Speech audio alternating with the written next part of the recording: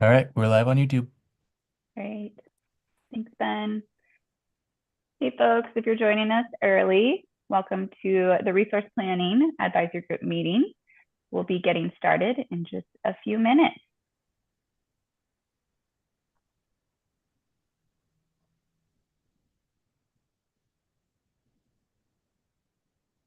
Meeting. We'll be getting started.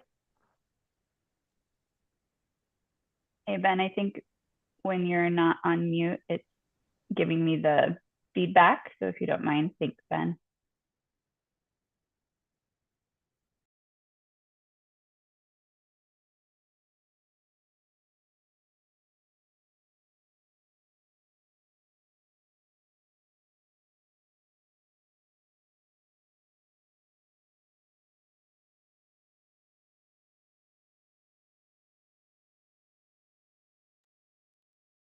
And welcome Resource Planning Advisory Group members. Thanks for coming on. As folks get elevated to panelists, we will be getting started in about a minute. So thanks for being here this morning, bright and early. Good morning. This is Ezra. I apologize. I'm in a car right now, but shortly I'll be able to join in a full Zoom. Sounds good, Ezra. Thanks for being here. We can hear you great. Give it a little bit more time for folks to get online. I know 9 a.m. start time can be difficult.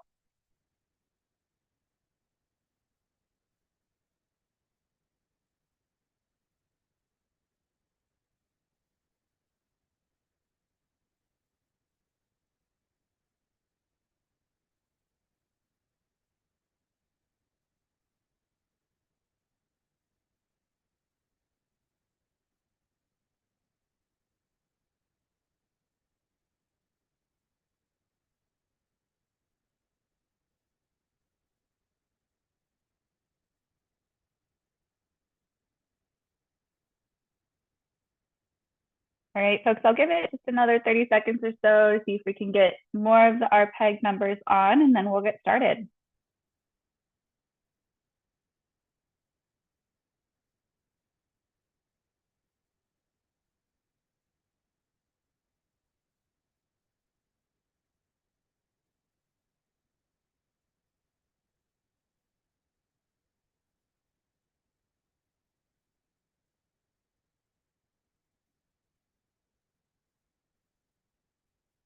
Okay.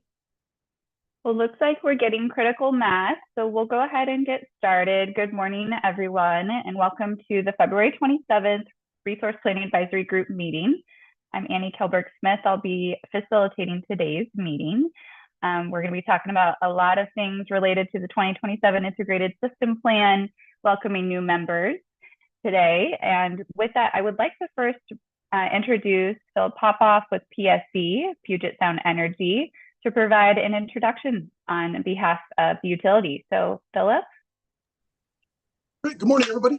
Thank you for joining us. I think we have this transition from integrated resource planning to integrated system planning has been really exciting for us. That doesn't always mean fun, but a lot of new things to figure out, lots of opportunities to improve how to basically plan for providing service to our customers in the long run. So this has been a really great journey, I think, for us so far.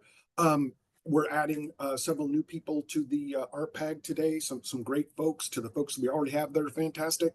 So I just want to thank you all for taking the time to help us out along our journey. Thanks, Philip, for those opening remarks, and welcome folks that are new to the group. We're going to go ahead and get started. We really appreciate you all being here. If you want to go to the next slide.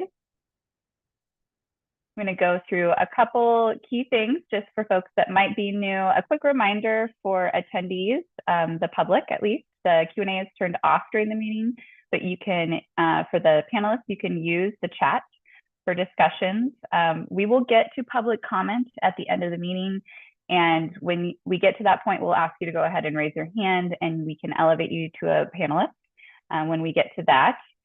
But Also, we're just going to ask everyone to just stay as constructive and courteous as possible. We're hoping to collaborate here today and make some progress. We've got a lot of information to share and 3 hours to do it. So I will be helping us all stay on time and on topic. And if there's follow-up needed, I'll make sure to help facilitate that. You can go to the next slide. All right. So just a couple other things in terms of requests from the facilitation team. We just really ask that if you can, please avoid the use of acronyms. We've got several new members today, and we want to make sure that for those folks and for the public, everything is as accessible as possible. If you have feedback and you would like to share that with PSE, we have a feedback form for you. So if you want to pop that into the chat then, as well as email address, if you'd like to send some information or requests or feedback via email, you can pop that into an email as well. So we'll put that in the chat for you all. And then we're just going to ask everyone to just aim to stay on topic as much as possible today. I'll, of course, help with that, but it just really helps us stay on time and make sure you all get done before lunchtime today. And then last thing is just kind of respecting and being courteous of each other. So those are our requests today. And if there are other ones that RPAG members have that you'd like us to consider adding to the next meeting, please feel free to provide those suggestions to us. Next slide. Okay, so we've got a quick safety moment. We're going to focus today on winter safe driving tips. So before we dive in, we want to just make sure that you're checking your tires, tread depth and pressure, dropping the cold. So make sure you're on top of that. Make sure you don't use cruise control on icy roads. That is something I am guilty of. So it can make skids worse. Want to make sure you're avoiding that. Making sure that you pack any emergency essentials in your car, blankets, water, phone charger, can be lifesavers, snacks. I know I have 2 toddlers, so that is incredibly important as well. And then always check the weather before heading out, especially if crossing mountain passes, making sure they're open. So those are our safety tips for today in terms of winter driving, and we hope you all stay safe. Okay, next slide. So PSE, we have lots of folks here today from PSE to provide presentations. They're not going to do individual introductions right now. You already heard from Philip Popoff, Director of Resource Planning. And then we have Jennifer Colson, Ray Outlaw, Ryan Lampert, Eleanor Erie, and Jen Nedren. So we're going to have all those folks providing some level of presentation today, and you'll get to hear from each of them individually. We're not going to do introductions right now from each of them, just in the sake of time, as we want to hear from all the new members and the existing members. You can introduce yourselves, but you will be hearing from all of those great folks from PSE today. All right, next slide. And here's our agenda. As you can see, it's really full. So in order to get through it, I'll be helping us stay on track in terms of time management and facilitating Q&A. So once we get through this introduction section, we're going to do new member welcome. We have 4 new members, and that's really exciting. So we want to make sure we have time for them to all introduce themselves to you, and for you all existing members, introduce yourselves to them. Then we're going to dive into a very short technical presentation on finalizing planning scenarios with Jennifer Colson. Then we will be providing 3 kind of technical time and probably a little more time-intensive presentations. One focused on electric delivery system growth and ISP strategy.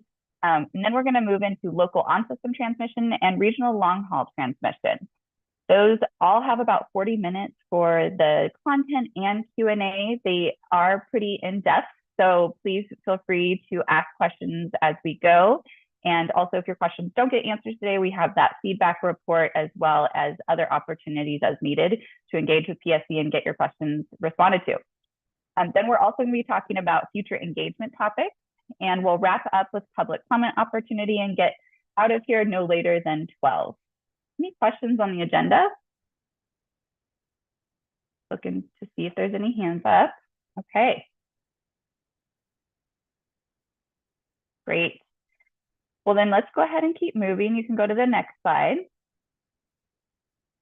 So as I mentioned, we have several new members, and you can go to the next slide. We're going to show their names and their affiliations here, and then we're going to move into some brief hopefully about 1 to 2 minutes introductions from each of them, as well as move into introductions for the remainder of the RPAG members so you can all get to know each other. What we'd love to hear from you today is 1 minute with your name, what affiliation you are, maybe how long you've been an RPAG member for those that already are part of the group, and what you're hoping to get out of this process, or maybe what you've learned if you've already been a part of this group for so long. And Ben, if you don't mind putting that prompt in the chat for folks. And I see I'm just trying to make sure we have Dennis on here so we can start with, yep, I see Dennis, so that's great. And so I'm going to go in the order that's up on the screen right now. We'll go Dennis, Donald, Lisa, Jamie, and Quinn, which Quinn is replacing Joe Nightingale. And then we'll move into the existing members, and I'll give you a list of those folks so you can be ready for that. But Dennis, if we could have you introduce yourself, and then Donald, you're on deck to go next. Well, my name is Dennis Swatis, and I've been with the Equity Advisory Group. This April will be 4 years, actually. I was part of the inaugural group and had a chance to learn a lot, and I suspect I'll be learning a lot here also. I am retired Navy. I've also had time. I retired from the state of Washington, and have also worked on the manufacturing side for many years. So I'm retired now, just recently. So it gives me a little bit more time to do the things that I really like to do, which is stuff like this. And I want to be an integral part of this. I want to learn. I know it's going to be a vertical learning curve, but I'm looking forward to providing an equity lens and other things as I go along and learn. So thank you. Thanks, Dennis. We're really excited to have you, and thanks for being here as part of your first meeting as the group member. All right, Donald, you're up next, and then we'll go to Lisa. Donald? Good morning, everyone. Thank you for your time today. Greatly, very much appreciate this opportunity. My name is Donald Williams, FTL Consulting, principal and owner as well. It is an energy consulting firm specializing in tribal energy, as well as energy development, project management, transportation and transmission, multiple components of the energy sector, as well as a few capacities briefly that I serve that are relevant to this is Jens, I owe you an apology. I wanted to say hello yesterday and introduce myself. Me and Jens were at a meeting at the West Tech, Western Transmission Expansion Coalition, all committee in person in Portland yesterday. And it's just a very a plethora of high-level transmission experts and SMEs. But also affiliated tribes of Northwest Indians Energy Committee co-chair, founder of and facilitator of the Western Tribal Transmission Work Group, which encompasses 8 states of tribes. Serving our tribe's economic Confederate Tribes Umatilla Indian Reservation, enrolled tribal member, also CTUIR Economic Community Development Vice Chair for the past 10 years. These are just a few of the capacities I serve within our tribal structure, and then also working with non-tribal organizations as well as tribal from the federal level, state, city, county. So just here to really learn, information exchange, provide any asset capabilities, engagement, etc., and then be able to, as well as take the lessons learned here, back to the tribal communities that are engaging in potential utility developments. So thank you again for your time today, and looking forward to our meeting. Thanks, Donald. Really excited to have you, and nice to see you this morning. And Lisa Schwartz, you're up next, and then I'll go to Jamie McGovern after that.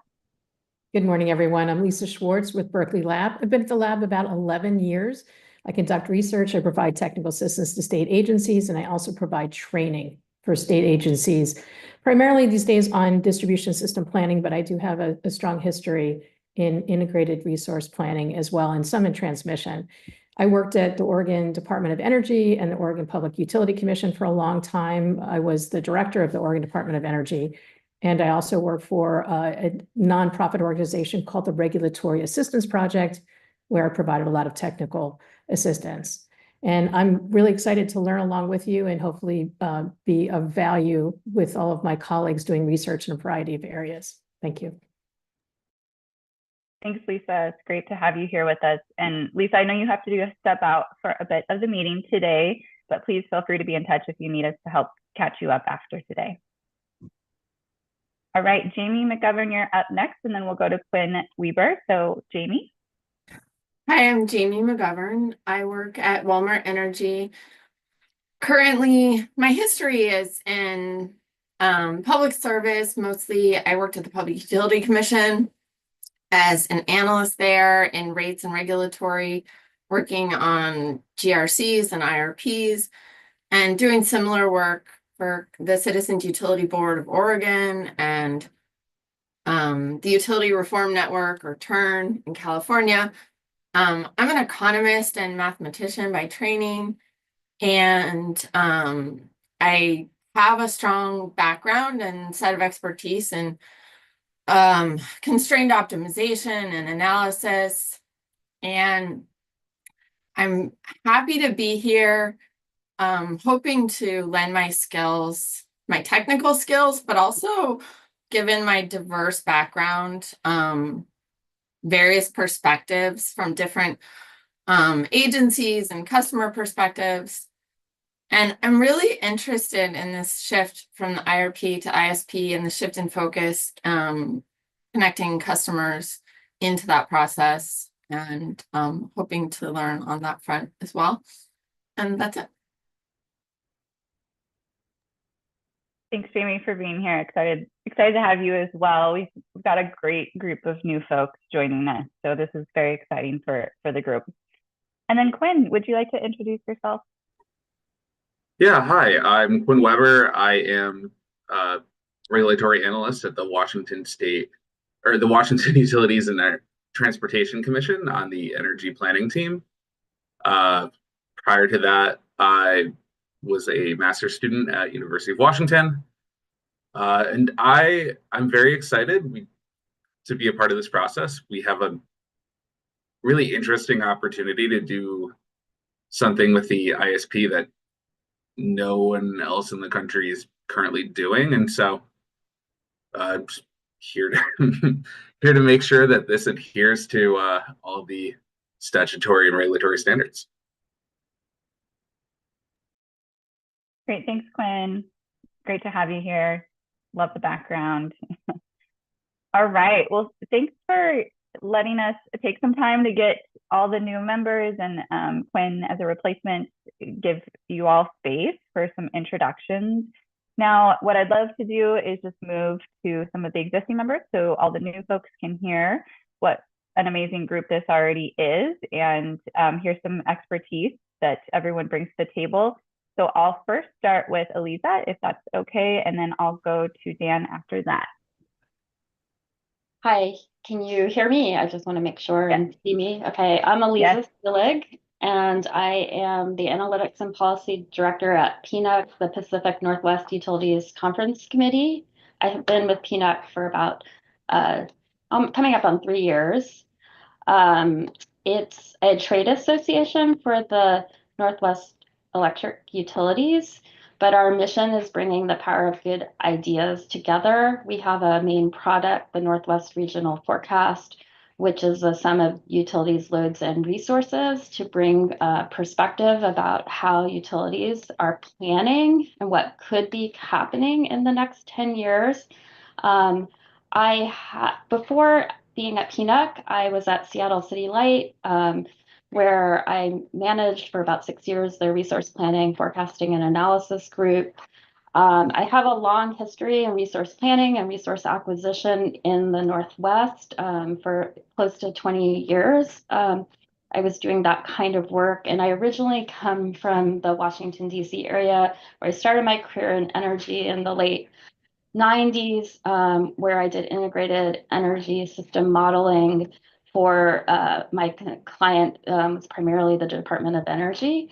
I'm an engineer, long history in this area. I'm very excited about, like Philip said, the ISP, and really my goal in being here is to support PSE's process to be successful and inclusive, and just really and bring more good ideas to the Northwest. So I really am excited to be here. Thank you.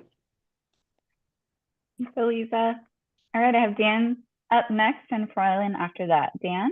Hi, all. Thanks for including me. I'm really excited about the new voices that have joined the committee. Great, welcome. We're glad you're here and look forward to your contributions to this effort. So Dan Kirshner, I'm the CEO of the Northwest Gas Association.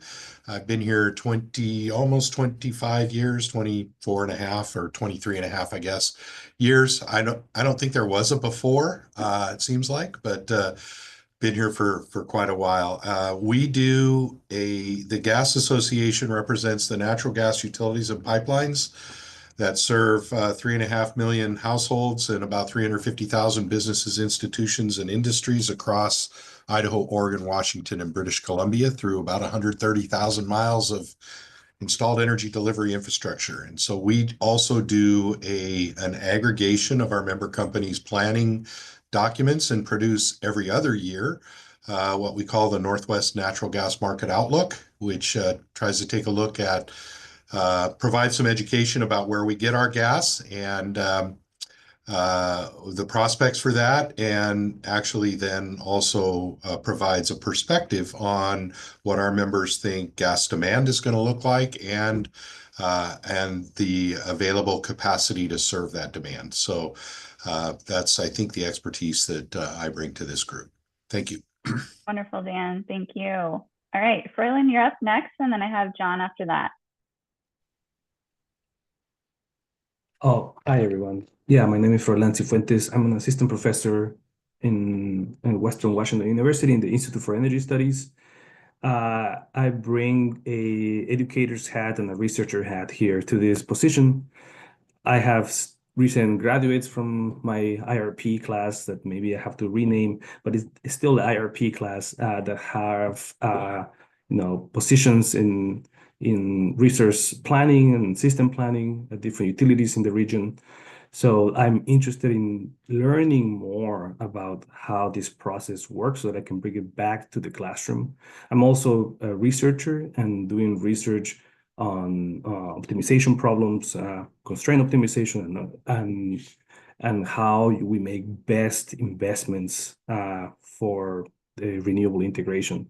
Overall, just sort of this question of the renewables integration, all kind of facets from the distribution to the transmission are definitely in my wheelhouse and my interest, in my set of interests. So yeah, I'm excited to welcome everybody, all the new folks here, and yeah, hopefully we'll all learn from each other. Thanks, Ferlin. All right, John, you're up, and then I have Lauren on deck after that.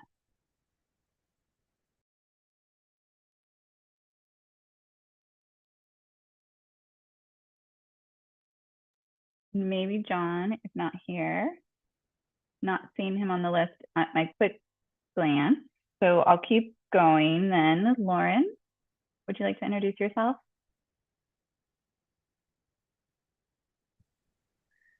Hi, I'm Lauren McCloy. I'm the Utility and Regulatory Director with the Northwest Energy Coalition. The coalition works on clean and affordable energy issues in the 4 Northwest states, Washington, Oregon, Idaho, and Montana. We've been very involved in PSE's planning processes for as long as I can remember. I came to the coalition in 2021 as the policy director. And prior to that, I was the energy advisor in Governor Inslee's office. And before that, I was the legislative director and policy advisor to the commission at the UTC. So I'm mostly a policy person, but definitely have some perspectives on integrated system planning, and have a history of working on a lot of the policies that impact PSE in Washington, including CETA and the large Utility Decarbonization Act, and going back to Initiative 937. So yeah, I think that's it. My colleague Fred Hewitt also sometimes steps in as my proxy in this group, and we may also have Will Gerke, who's our technical analyst, join these conversations depending on the content. So thank you. Great. Thanks, Lauren, and welcome. Okay, next up I have Megan, then we'll go to Summer.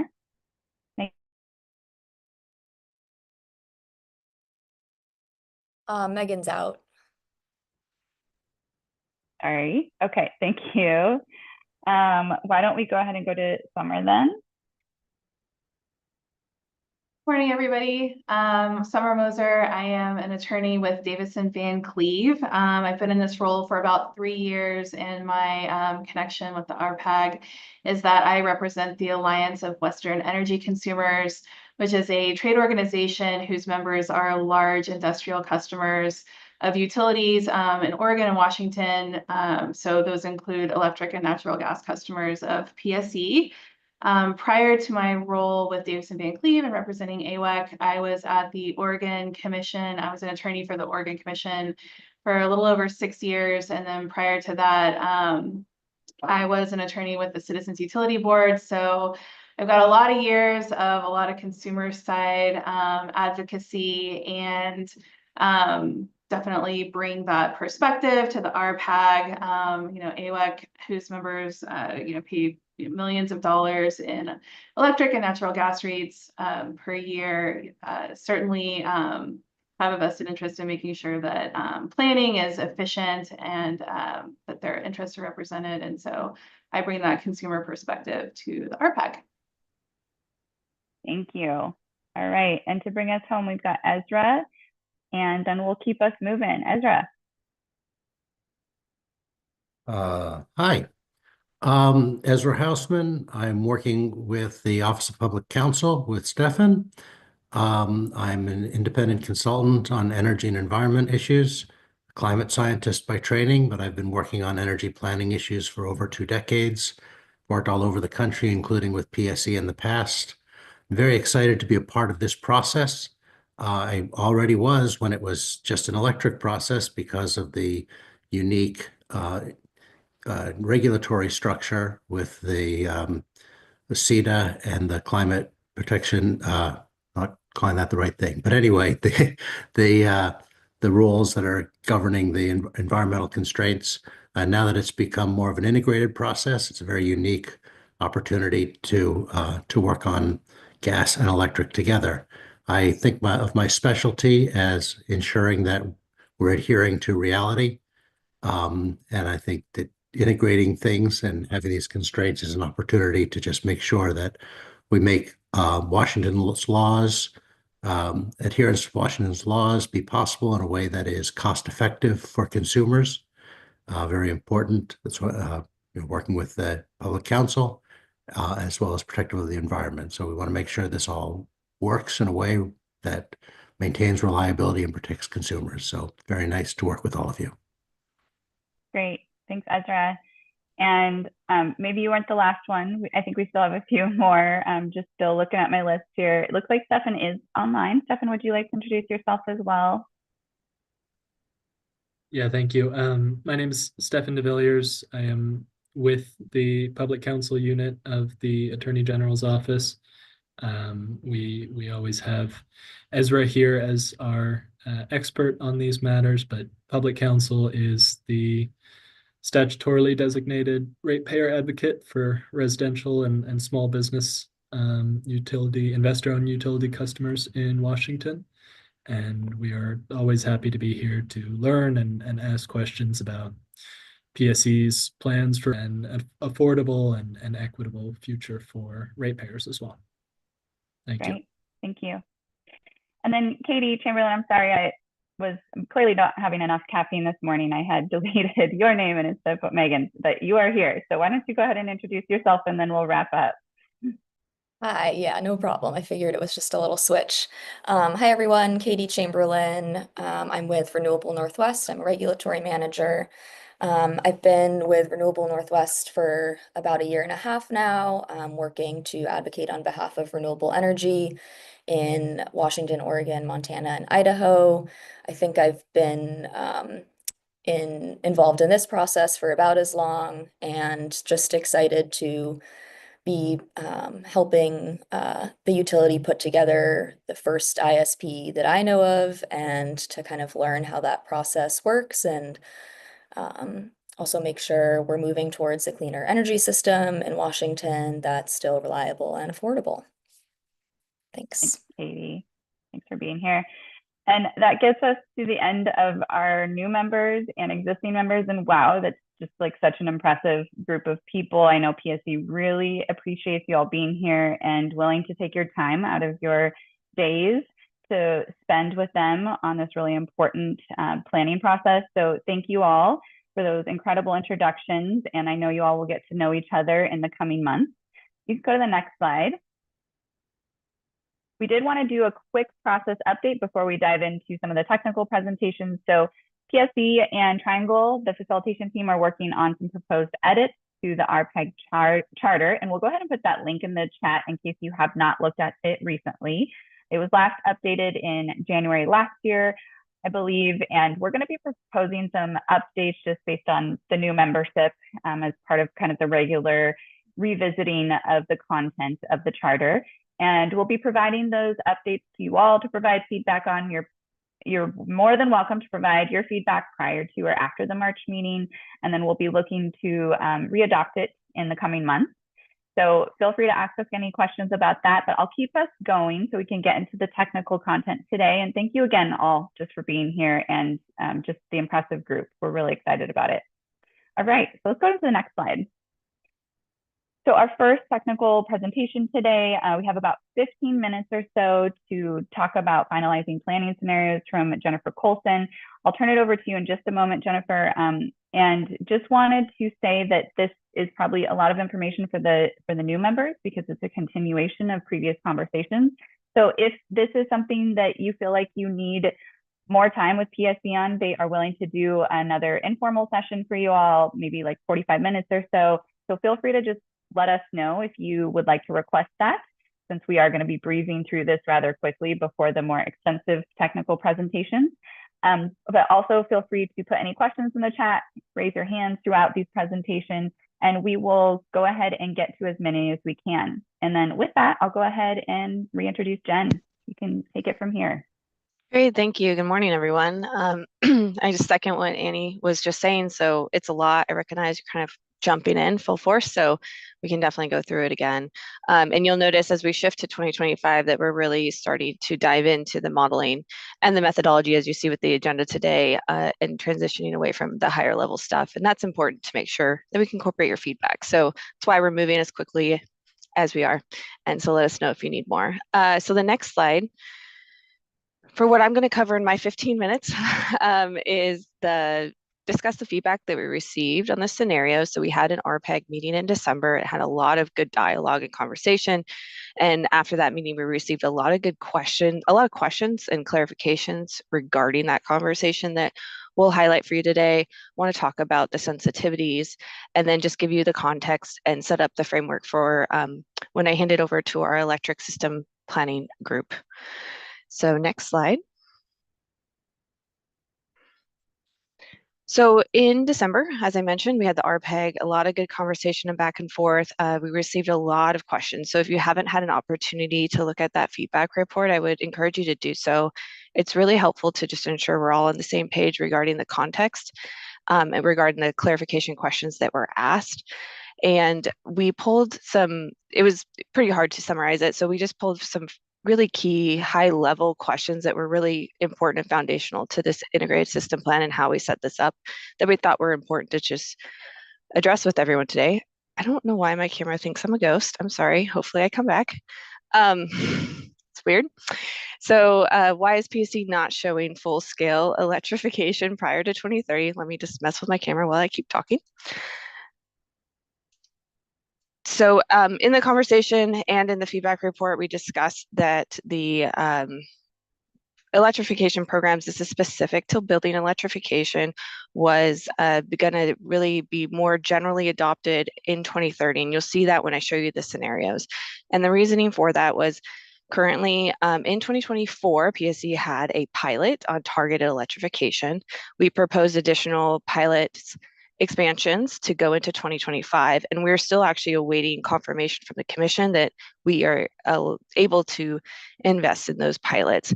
Because there's no wide-scale general or targeted electrification programs for the broader utilities across the country, we believe there's more analysis and information that needs to be done for those programs specifically, but also we need to understand the electric system impacts and be really mindful at how we're going to target and electrify customers and ensure that the infrastructure for the electric system is there to support it. And that's something that you'll hear from our electric system team here actually in a little bit to provide clarity. The other question that was really important, there's a question. Go ahead, I'll mess with my camera while you ask it, Lauren. Okay, thanks, Jennifer. And this is hopefully just a clarifying question. So for planning purposes, are we going to assume that the expanded pilot that PSE proposed is going to be approved, or are we waiting for, like, I just want to clarify, like, kind of what the plan is? Oh, I'm not on mute. Okay, cool. I'm messing with my camera. Sorry, double tasking. Yeah, so we are waiting. We've petitioned for reconsideration, so we're waiting for that clarification. I think we'll know soon, within the next month or so, and then that will be either included or not included in the reference. Yeah.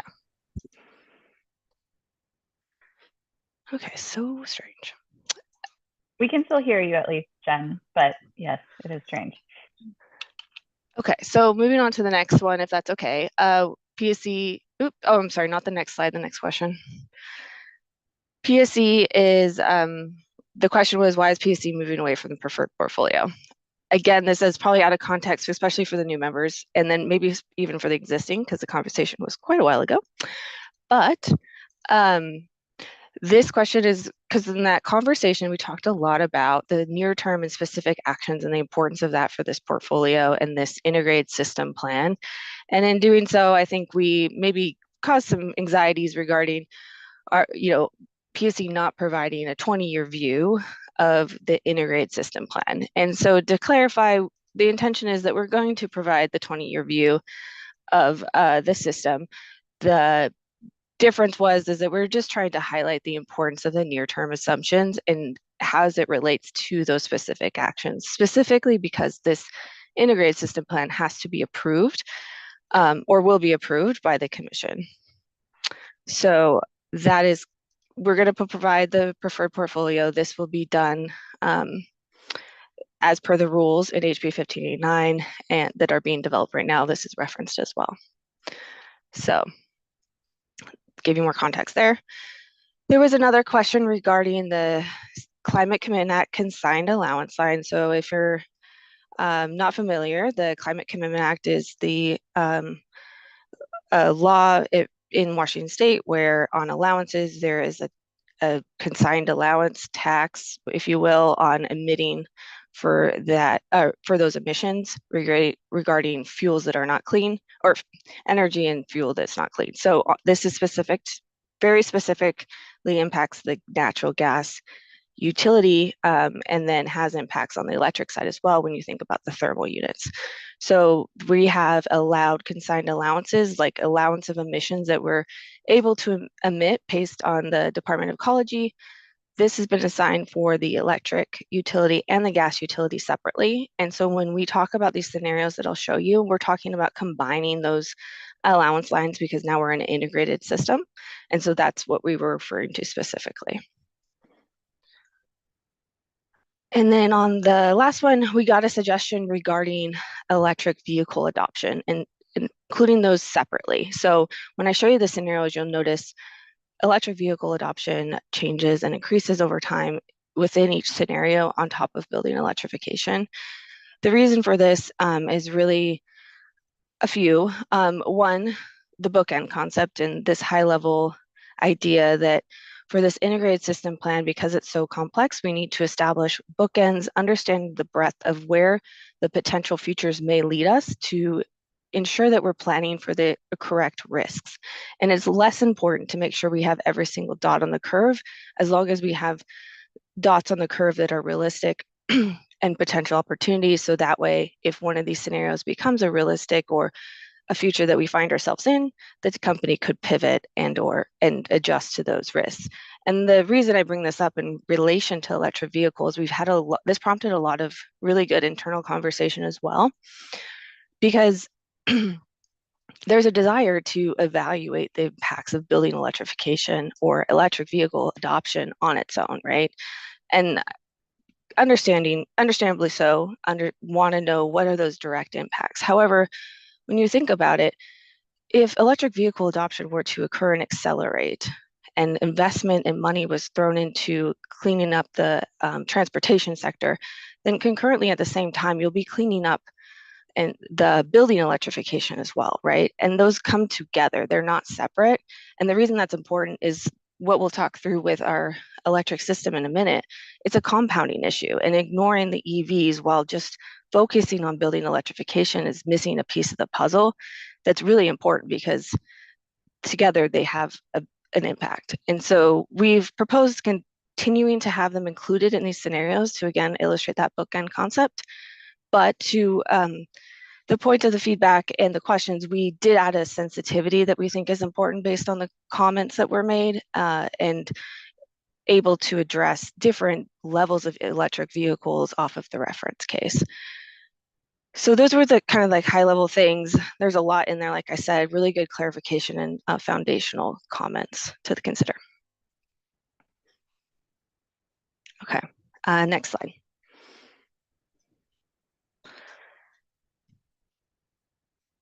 Oh, can we get the next one? Thanks. Oh, too far. There we go. Okay, so these are the ISP inputs and outputs. Hopefully I think all of you hopefully have seen this slide in some context. So just to orient everyone as we dive in, and the importance of the conversation, the technical conversation we plan to have today. On the left, we're really focused on what are the customer and PSE's clean energy goals and priorities? How do we align to the existing laws and requirements to ensure the system is being built to meet those requirements? As we move to the right, you see the larger circle, and in the center of that circle, and something that some of our members brought up today as being really important, is the customer program needs. So what are our end use customers' desires? What do they want from their utility? How do we see that evolving over time? And then you can see that the icons around it is building that system around our customers to ensure we're meeting their needs over time, and imagining those future opportunities that may come up. And this includes clean energy, regional transmission, electric and gas system itself, right? All of this work is going to be completed within the engagement of our advisory groups, the RPAG being a big piece of that, and then equity as well. We have the 4 tenets listed. So you'll notice we'll have an equity component to all of our analyses and talk through that with you as well. And the output of this is an integrated system plan. We're going to have an integrated customer strategy. This is a very different viewpoint and a change that we recognize from a traditional integrated resource planning approach. Again, kind of just centering on our customers. And then we have the equitable distribution of benefits and reduction of burdens, and our specific actions to achieve those clean energy goals and targets.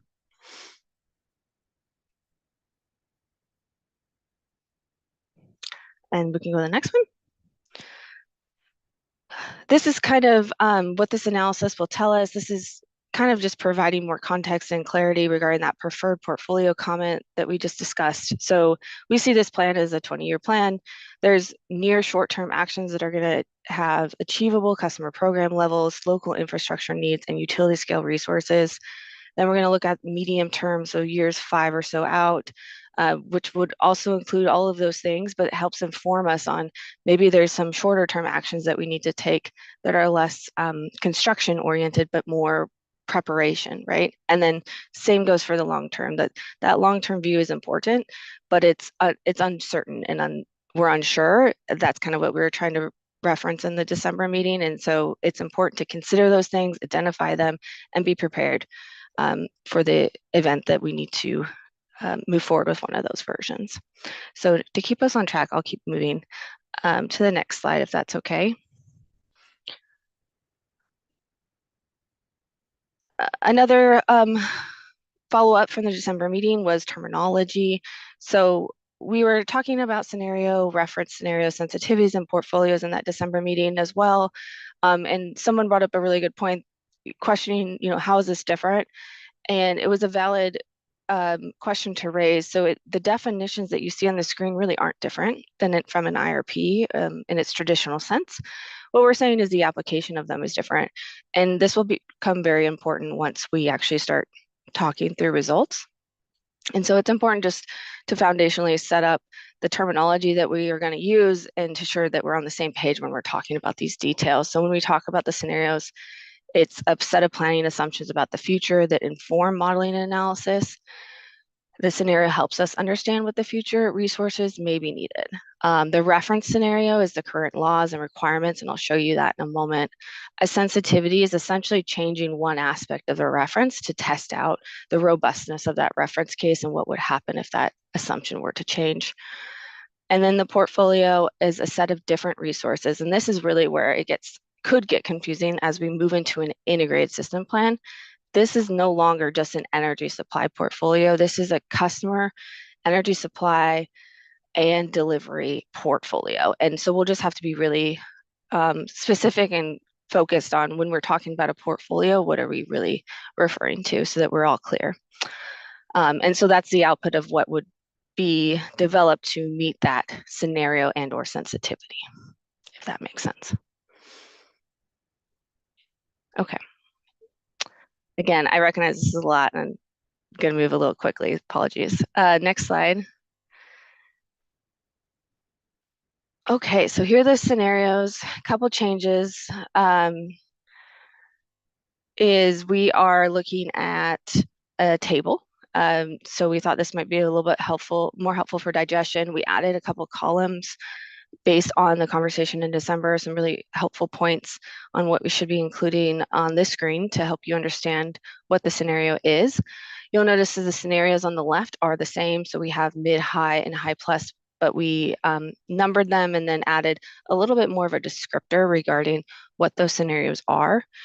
And across the right are the different columns. So the reference case is the current trends, I-2066, and the building electrification, as we kind of noted in the feedback, that's the current commission approved electrification programs, to Lauren's comment. So depending on where that falls, that'll be included there. Then we have added the large load request. So there's questions in the meeting regarding data centers, and it was a good question. So we're going to incorporate data centers and other large load requests based on high probability of interconnection.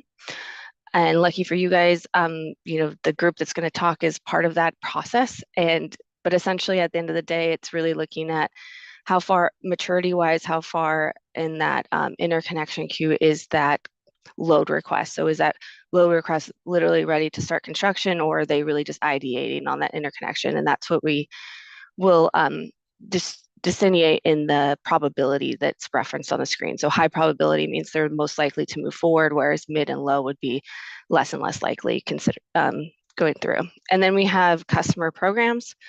So this is the reference CPA for customer programs. This includes gas conservation, building codes restricting gas being removed based on I-2066. We have the 2% conservation and the 10% DR or commercially feasible for the electric side as well in here. And what's not highlighted is in this one cell is the DER is also, and net metering, all those things are also included in there. I guess I just forgot to add that to the cell. And then we have EV adoption being the reference case. And to clarify, the reference for EV is to meet the clean fuel standards for Washington State. This is low and medium duty vehicles are on target. And then low and medium vehicle duty vehicles are on track to hit the clean fuel standard. High duty vehicles are not. So the reference case is reflecting current trajectories. And then the high would be saying that the high duty vehicles would hit that as well. There's a lot of questions on the reference. Yeah, I was just going to say, okay, if you don't mind pausing for a second, Jen, I'll go to Ezra first and then Katie after that. Ezra? Hi, on their building electrification, the scenario 1 is based on equipment failure and scenario 2 is constrained by equipment failure. Those sort of seem like the same thing to me. Can you explain what the difference is? Oh yeah, I came unmuted. That was weird. Yes, we actually noticed the same thing, Ezra. Thanks for pointing that out. That in the event where you're just looking at building electrification, those would technically be the same load shifting. However, the difference is the EV adoption on the right. So the high EV would cause a different load for the electric system. The other reason for it is, looking at that Climate Commitment Act free allowance line and just helping understand how many more appliances over or under that line would need to be transitioned before equipment is ready to be failed or equipment fails. So is there, I mean, I don't understand how you get below the Climate Commitment Act if you have the same constraint. I mean, so is there a difference? Oh, sorry. Yeah, yep, good point. So scenario one, to clarify and to retract what I just said, scenario one is building electrification based on equipment failure and market adoption rate with incentive. So not all customers, for example, in 2030, if a furnace dies, not 100% of customers would then purchase a heat pump. There's an adoption to it based on customer preferences. So eventually 100% of customers would purchase the heat pump, but you could still technically have a good portion of customers still purchasing a furnace in 2030. Whereas in scenario two, I'm taking that option away. You cannot replace your furnace. You must purchase a heat pump when your equipment fails.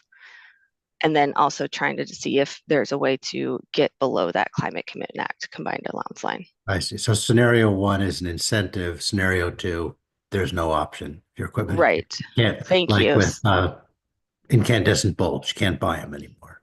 Right. Yep. Right, thank you. That option is removed. So thank you for, sorry to confuse everyone.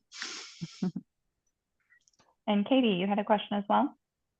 Yeah, thanks. I think first, just conceptually, can you kind of confirm or not that I'm thinking about this table correctly? Is the idea that as you move down the table from reference to scenario 1, 2, 3, etc., that the load is growing on your system in all of these categories? Does that track? Like you're just looking at the scenarios based on what load is coming on your system? Yeah, for the electric system, that's true, right? So this is really the scenarios I was refining for the integrated system plan when we thought about them was the important nuance is load growth and load shifts. So that's why these things are highlighted to your point. And so, yeah, as you go down the table, if you remember on the other slide deck, we had like the curve and the line, right? And the high was on the top. So that's high for electric utility loads, but then low for gas utility loads. So it's inverse of each other. Okay, thank you. And then on the large load requests piece, can you just talk through a little bit more? So as you go down the table, you're increasing data center load, is that right? I guess I'm just getting confused between the high probability of interconnection and the mid probability and what that difference actually looks like. Yeah, I don't have like specific numbers at the moment. I think we're, going to revisit the queue and get the most recent updated information. But the idea is that, scenarios 2 and 3, that's again, like a big investment into clean energy across the board on transportation and buildings and customer programs, all these things, right? So if we're really investing into that economy, then maybe there's a lot of other large load requests such as data centers, things are moving along. So as we move to 2 and 3, maybe it's more likely that those mid-probable investments would be made and move forward through construction. Got it. Okay, thank you so much. Yeah, no problem. I just want to add something real quick for some context for what Jen just was explaining, and that is up through last year, we weren't seeing much in the way of really big, large load interconnect requests. That's no longer the case. Now we are getting them. And the challenge for those is what stage of development they're in, right? So a lot of times we'll get big load requests, but that's the initial inquiry, right? And then you kind of come back to the customer and say, okay, well, here's what an interconnect study is going to cost, and they might just say, nah, thanks, just kicking the tires, And I'll just for some historical context, back around 2000, we basically had the equivalent of 6 oil refineries of worth of capacity and energy demanding to interconnect in Renton within 6 months. So 6 new oil refineries in Renton, right? But they were server. And as we went through the process over the course of 6 months, it really turned out that it was actually 6 different developers chasing 2 server farms And then none of the server farms ever got built, right? So there's an enormous amount of uncertainty with those kind of new loads. And that's why I think you're seeing here, it's really important for us to pay attention to that. It's just highly uncertain.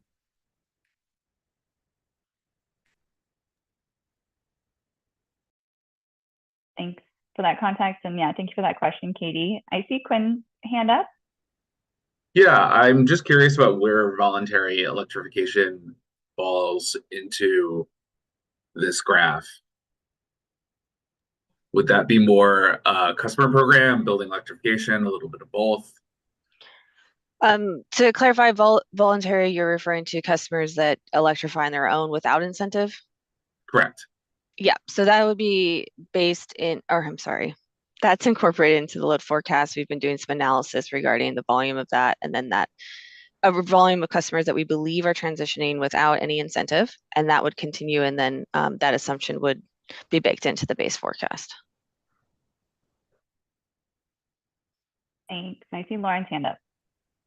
I just wanted to request that we maybe change that terminology. I think customers can voluntarily switch and also get a rebate. And if they get a rebate, we shouldn't say it wasn't voluntary. Just want to request that. Given some of the given some of the legal issues that the commission is grappling with as it relates to voluntary electrification, I think it's important that we don't say voluntary is just without incentive. True, we're not forcing you to take the incentive, to clarify. But from our analytical side, it's important in how we're making sure we're not double counting customers, right? And those sorts of things. So that's a good point. Thank you. And Quinn, your hand's up. Yeah, and just to clarify, is PSE seeing large load interconnection requests on their system or just elsewhere in the region? And that's one nice thing about having a load forecast folks in my group too. We're really well connected with all the rest of the company, and we're now seeing them. We have seen a few on our system, and might not be that many by volume, but they are big by capacity. So we're starting to see those on our system too. And my guess is what's happening is folks are shopping around to find out where's going to be the most effective, where they can build one the quickest. Because the people that build those generally see a really short payback period. That's what happened down in Renton. That's why we got rushed by folks in Renton. There was like a 6-month payback for building a data center. And they were just looking for somewhere where they could have electricity and a connection to the high capacity fiber optics lines. Right. So I think there's folks out there just shopping around to see which utility could hook me up. Again, but anyway, to answer your question, we've gotten a few in January, us in our territory. And just to be clear, when you're talking about large load requests, you're primarily talking about data centers. It might be more than that. But those are the ones that are really, really big. So we could talk a little bit more detail. We could provide a little bit more detail as we refine these scenarios. We could provide a little bit more detail on what that means. Yeah, and just to add, I'll talk about that briefly during my presentation as well, as far as the large load requests we're seeing. So this is Jamie. I don't know how to raise my hand. I'm sorry.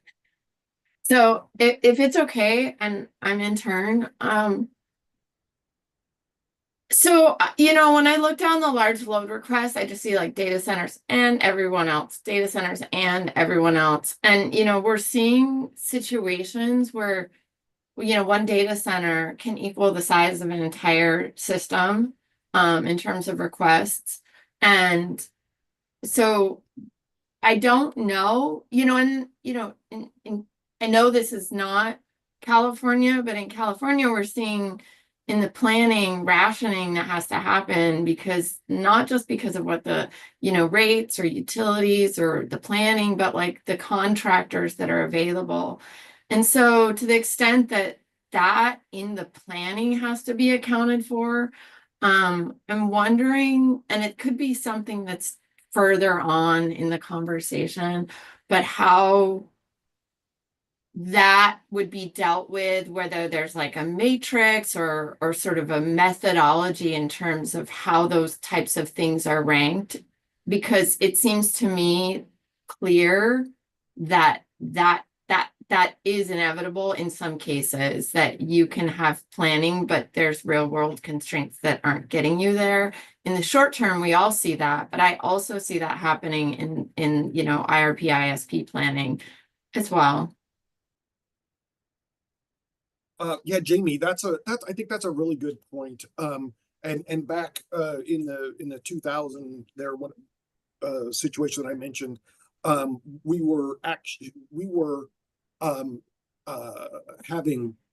had frequent open meeting conversations with those customers complaining that we weren't moving fast enough, because they didn't like the notion that it was going to take us 18 months to just get the equipment, right? We don't have like a refinery's worth of electric infrastructure cited and permitted and purchased sitting in a warehouse somewhere. And that may have contributed to some of them going away. And that's why I kind of mentioned, I think some of this is folks poking around to see, hey, could I hook up here? Because the energy is so valuable to them. The cost of the energy isn't such a big deal. They need it more than they need it as cheap as they can get it. So I think that's a really good point, Jamie. Not just in this space, but for all of the scenario kind of view. Probably that's good advice in general. So Philip, I appreciate that. And, as Walmart is a large energy user, I appreciate the speed to market. And that's a real concern, and all the things you said. And I just want to raise my hand to say, crowding out is a real thing. It's not just an economic theory. And so if, you live in the West, for the past 3 years, just getting your trees trimmed at your own house is 3 times more expensive than it was, because everyone's dispatched to wildfire preparation and recovery. And I'm thinking speed to market, and how that's affecting all the other costs. And it seems compounding and cumulative. And I'm not saying there's an answer here, but I do think that prioritization and sort of a transparent way of how that rationing occurs internally at some point is part of the conversation. Yeah, great, Jamie. I just want to highlight real quick. I know we're probably going way over on this agenda item, but I think we don't have to solve that right now. I think what's super important about the scenario kind of discussion here is making sure that we have the right questions that we can make sure that we answer. You know what I mean? So that was great. Thank you so much for that input. Thanks. Yeah, thank you both. And just because we are quite a bit over on time for this section, I'm going to have us keep moving. So Jen, feel free to keep us going. Yeah, I'm not sure that I got through all the scenarios actually, but I'm sure everyone's been staring at the screen for a while now. So let's move to the next slide.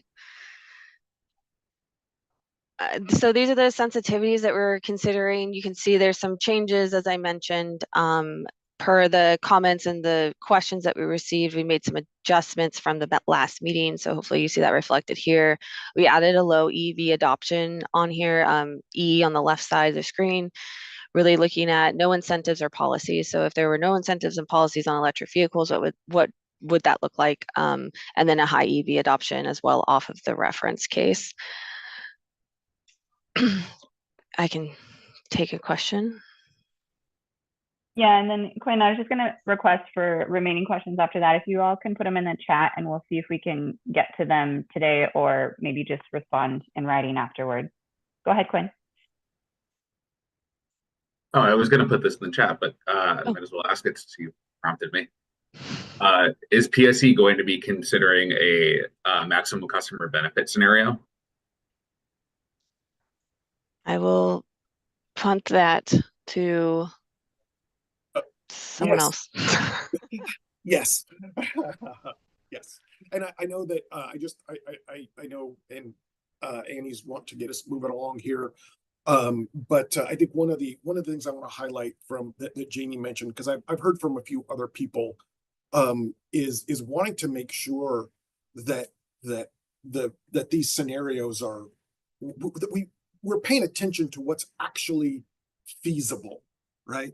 Like hitting that combined emission allowance line. You know, we did the gas decarb study. We know that's impossible to do. That maybe you could get there by 2045 or something, but you cannot get there by 2030. It is just impossible from multiple dimensions, right? But we are going to study that one, right?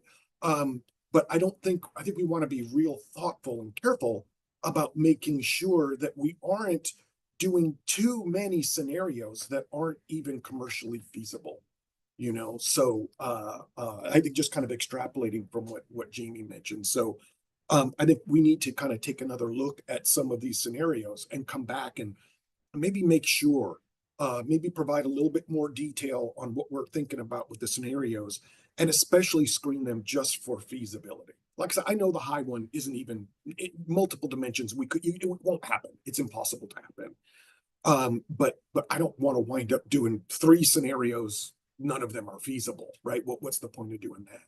So we'll kind of come back and you know, this isn't the last time we'll be talking about these scenarios.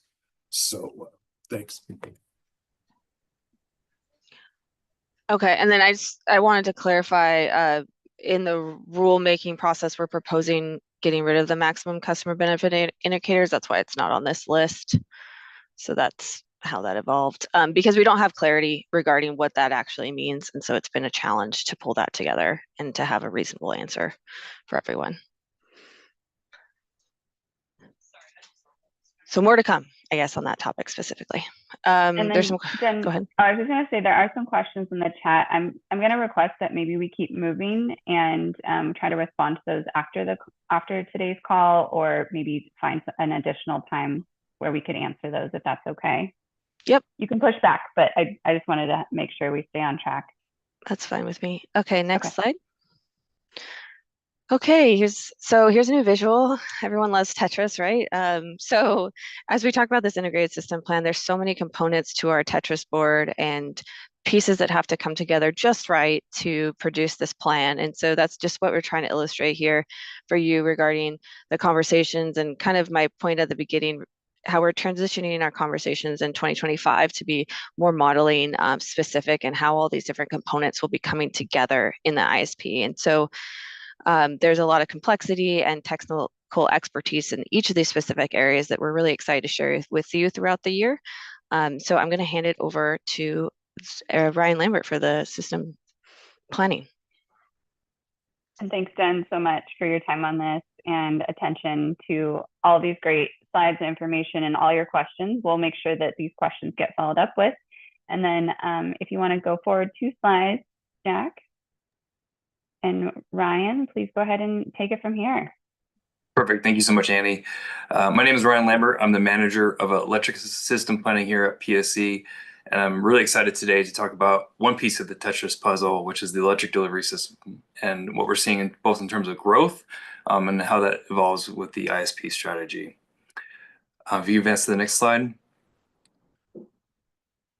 So today, what we'll talk about is what we're seeing in terms of load growth and the challenges that we're facing, what we have in terms of how we actually plan for that, and what plans we put in place to achieve what we know today, and then how that will evolve with the ISP and what we're planning on doing in the future. So if you go to the next slide. So it should be no surprise to most people here, but our electric loads are growing rapidly. If based off our latest load forecast, based off what we know today, we expect load growth to grow about 1.4% every year for the next 20 years. And as compounding is very interesting. So basically in about 10 years, that's about 15% load growth. A lot of this is really driven by electric vehicles, as you can see here. EVs grow about 25% annually in our load forecast. So it goes from about 6% of our system load to about 25%. Next slide. And this was brought up earlier. Oh, I see a question. Quinn, go ahead. Yeah, on that last slide, is the EV growth rate inclusive of any energy efficiency plans regarding electric vehicles? Yep, there's managed charging is embedded within that scenario, Quinn. So that helps as far as mitigate the overall impact, but it doesn't mitigate it entirely. Good question. And this next slide has to do with what we're seeing in terms of large load growth. So this is very timely as far as the questions that we received on Jen's slides. So we are seeing a lot of large load growth requests, which is different than what we've seen before. So in 2017, our large load growth request, we received about 140 that year with an average size of about 368 kW. Now in 2024, the overall load requests have about doubled, but what's important is the magnitude of the load requests have increased by almost 3 times. So we went from 368 kW to 874. And this is driven by electric vehicles, it's driven by data centers, it's driven by high-rise buildings, et cetera. So I know there was a question if it was mostly just data center growth. It's all the above, I would say. Data centers is one component. They can be a huge driver behind it. But we're seeing a lot of like fleet charging, for example. We're seeing a lot of just large loads because of the electrification of buildings. And that's really driving these requests. Over the last 3 years, about half of them have been in King County. And so you can see that depicted in the graph on the right. Basically, anything kind of the green shade is King County specifically. And what we believe is that load requests are likely going to continue to grow as more customer end-use loads are electrified, and we see the quantity of EVs growing. So as we move to ISP scenarios, we're going to evaluate these assumptions as Jen had laid out and figure out what the delivery system needs will be in the future. Next slide. So with what we're seeing with load requests, the question becomes, well, what do we do about it? So I want to make sure people understood our delivery system planning process. So we have many triggers, as you can see on the left, but the one I'm going to talk about today is load growth. And so what we do is as we see new customer growth, load changes from electrification, we then evaluate that within our system models. We figure out where the needs are, and based off those needs, we come up with different solutions to help solve that. Could be new infrastructure investment, could be partnering with our customers, et cetera. We then optimize to figure out what we think is the best end result in terms of benefit to cost, and then we put a plan in place. I'll start to dive into a little bit more on how we look at our overall system needs, and then later on I'll talk about a specific example of substations that we'll see a little bit later. So if you go to the next slide, please. So this is an overall summary of how we view our delivery system. We refresh our load forecast on an annual basis, and we layer in load requests as well. For each piece of equipment we have on our system, we have different triggers that make us evaluate if we need to put a solution in place. So for substations, that trigger is 75% of load of the normal normal life expectancy rating for both the winter and summer peaks we see on that equipment. If it's a high growth area, so an area where we're seeing more large load requests than we've seen in terms of the load forecast, and we have a smaller trigger, we lower that down to 60%, just knowing that that's an area that we're seeing more and more growth and we need to get ahead of it. For our conductor, we have similar ratings, 75% on the normal area and 60% on the high growth area. So we put our load forecast into a model. We then have equipment ratings for each piece of equipment, and then we see where we have needs. And so what's depicted here on the right is basically a model that we have in the system we use called Synergy that shows where power flow occurs and where things might break within Bellevue and Mercer Island is what's depicted here on the right. So the key thing here to know is that capacity needs are evaluated for individual equipment. We look at both the substation group level, we look at sharing loads both with substations and different feeders, and we look at different scenarios. So there's an N-0, so if this is one single failure point, or if we have some redundancy with an N-1 operating condition. So that's overall how we look at it. If you'd like to go to the next slide. So when we talk about the delivery system, we're talking about everything between the generation source to the customer. My big focus area is on the substation and down. And then what you'll hear from Eleanor later today is upstream. So we purposely start with the distribution system, then we're going to move out to the local system, and then we're going to go to the long haul. One specific example today we'll talk about is substations, just because we're seeing significant loading growing in that particular area, just to highlight the growth challenges that we're experiencing. So if you go to the next slide, please. And Ryan, I just wanted to flag there are a couple questions in the chat. I know it's probably a little hard to follow. Oh, sure.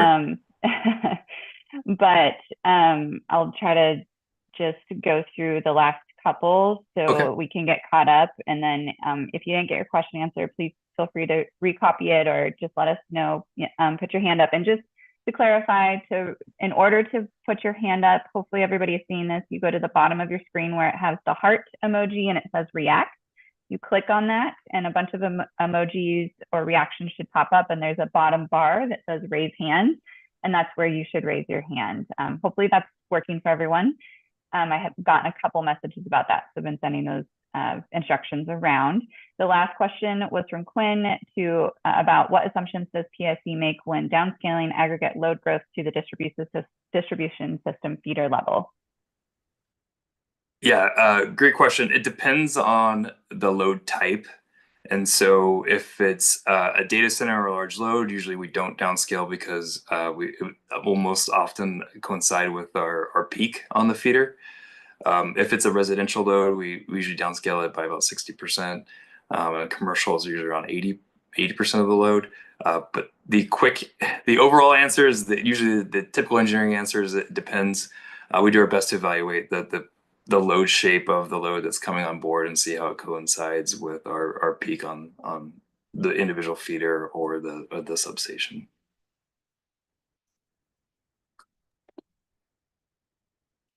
And we do see diversity in general. The diversity, yeah, it's a very difficult challenge in understanding what a customer's load is and what their expected load shape is and how that coincides with the peak. In general, though, we've seen it around like 50% of the peak usually coincides with our delivery system peak. Thanks, Ryan. And I'll keep just flagging the questions in the chat as we go and bring them up verbally. And folks, feel free to just share them if we didn't get to yours. I know there's lots of things flying around in the chat. So Ryan, feel free to keep going. Yeah, perfect. Yeah, and to Annie's point, feel free to raise your hand too. Happy to address things as they come on, and happy to take questions throughout too. So yeah, as I mentioned, substations has been an area of focus. Right now, we have around 37% of our substations are forecast to be above 85% in the next 10 years. What you see in this table is a progression both currently to the next 5 years, to the next 10 years. And so naturally, with the load growth that we just shared, we're seeing more and more substations getting more load on them as a result. And so what I'm highlighting here is that there's growth challenges on our substations, and therefore there's a need to put in near-term solutions to be able to solve those needs and invest in our infrastructure. Thanks, I just saw another question pop in. Go ahead. No, you go for it, Ryan. This is following up on Quinn's question. What assumptions does PSE make about new load participants in DR programs, TOU rates, or any other efforts to shape load in a way that minimizes the need for system investments? Yeah, great question. When we get our load forecast information, that does take into account demand side resources that include DR programs and TOU rates. So that is incorporated in that. When we do get large load requests, we do work with them to see if there's opportunities to partner on demand response programs. So that's all incorporated. What's difficult is just making sure we know the exact time of the peak and that we can and count on that as a resource, that it doesn't jeopardize the system as a whole. But it is incorporated within the load forecast, and we do try to partner with our customers. Okay. I don't think there's anything else I need to highlight here. It's just showing the need on the substation that we're seeing. So if we go to the next slide. So yeah, just want to dig a little bit deeper on the substation loading and how we look at it. So what we first do is for each substation, we look at the equipment rating. So specifically at the transformer level, what is the normal operating limit? And so what you see depicted here is a couple substations, Rose Hill and SPI here, where the nominal rating of the transformers is combined. It's 50 MVA. What's interesting about transformers is they're able to operate at a higher capacity during the winter because of ambient air being beneficial. And so we can actually go up to 128% of that rating. So in the winter, we can actually operate them at 64.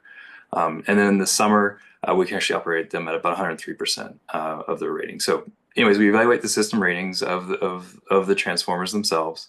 And then if you go down to number 2, we then look at the historical rating of the substations themselves. So we look at the 5-year history of it. We understand where the max loading hit, what was the max loading on each one. And then number 3 is then we actually layer in the new load requests that we're seeing. And so these are those large load requests that we see. We add that with our load forecast, and then we evaluate our forecasted loading on the substations, which you see in number 4. So in this case, between these two substations, our overall summer trigger, as I mentioned before, is at 75%. It's at 30 MVA. As far as the max capacity, the area we don't want to go above is 52 MVA. That's our normal life expectancy rating. And then you can start to see where it starts to become a problem as color coded in the table. So starting in 2028, between these two substations is where we start to see a need. Great timing for us to put a second bank potentially in one of these substations or build a new substation to serve that load just in time. As I mentioned before too, what's interesting is that the winter load is actually higher than the summer load, but what we're limited by is the summer rating because it's lower given the ambient temperatures. So that's how we handle it. That's how we do our load forecasting, and just wanted to highlight this as an example. Okay, next slide. So what do we do? As I mentioned, as we've done we have our load forecast, we evaluate the needs. Now we consider different solutions. For the substations, usually there's 3 particular options that we consider. One is we have an expedited substation program where we can provide a second transformer bank in existing sub where we have immediate needs. That's usually an area where we have a need within 3 to 5 years. It does take a while to construct. It does take a while to put in new feeders. So it's usually about a 3 to 5 year time window that it takes us to be able to do that. The advantage with the expedited substation program is that we don't have to build a new substation. So there's less permitting requirements. It's an existing sub that we already own, so there's not land procurement as well. So that's a good option. But the thing with that is once you do double bank, it does impede your future flexibility. Yeah, Quinn, go ahead. Yeah, I have 2 questions here. Mm-hmm. The first being, why is the timeline for non-wires alternatives about 5 to 10 years? What kind of underlies that? Yeah, great question. Usually it's because it takes a while to be able to partner with our customers to be able to lower their usage to make it that significant of a difference. I mean, usually when we're looking at these needs, there can be several megawatts of load, and so it can be difficult to be able to get that. Same thing goes with the energy efficiency side, and then to procure a battery or solar sided resources, we've seen longer lead times and those that we can align it properly with the need. That said, I'll say we are taking a more proactive approach by looking at where we do have the loading above like kind of 1 to 5 megawatts in that 10-year range, and trying to be more proactive in soliciting those resources so that we're able to do it sooner. So we will do it as much as we can, as long as if it's cost effective, if it meets the need in time. That's just what we've seen in terms of typical timeline and what we can count on. And then I'm curious as to whether or not proposed tariffs will make a difference on those timelines for substation expansion. Can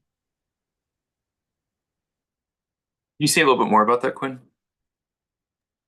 Well, presumably the materials you need to construct those substations will be subject to tariff, therefore more expensive, but you'll also be competing for those resources with other places. Yeah, that's an astute observation. Our transformers are currently at a 4-year lead time right now. So that's there's been a supply chain constraint because there's demands not only from us but from other utilities in the area. I think recently actually down in California, they've seen a huge need to procure more transformers after the wildfires down there. And you're right, there is some tariff concerns and the costs. And so some of the transformer manufacturers are looking at relocating to where those transformers are manufactured, which could potentially introduce delays as well. So that's, yeah, great point, Quinn. Yeah. Thanks. And then also had a question from Aliza in the chat. Have these not sure if you covered that yet, Brian. Have these timelines for substations increased compared to historical timelines? Yeah, I mean, if you go back to the history of PSE, we've been around for quite some time. We used to be able to build substations quite quickly. Now it takes a lot longer because of permitting requirements. Specifically in certain jurisdictions, there can be a pretty heavily required public input period before you can actually build. And so to answer your question, yes, those timelines have increased. In general, we have seen an increase in timelines over the last, 10 years or so. It continues to, as more and more requirements are put in place, it does slow us down. Yeah, I think it just is helpful to understand sort of the why too, so that we can kind of keep that in context and think about these challenges to bring on new loads.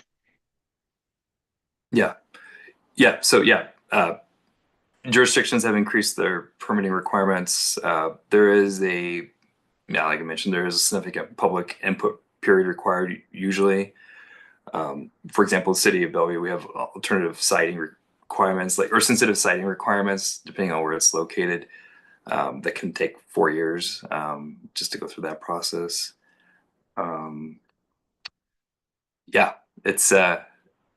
You do the best to bring the community along, and then we try to plan ahead, and so that way we're not in a tough situation. Right. So it sounds like maybe in some cases it's the permitting, in some cases it could be the transformers, or maybe they're about the same length of time currently, but if the supply chain somehow improves, then maybe the permitting would be in some jurisdictions the cause of the timeline. So I thank you. Yep. Supply chain, permitting, easement acquisition, design, all the above kind of lead towards it. Mm-hmm. Yep. And then as I mentioned, we can construct a new substation, but that takes usually a little longer to do. And then we do look at non-wire alternatives. If that's something we could do immediately, obviously that's a great way to go. But we try to partner with our customers and our different groups to be able to defer investment needs. If you go to the next slide, please.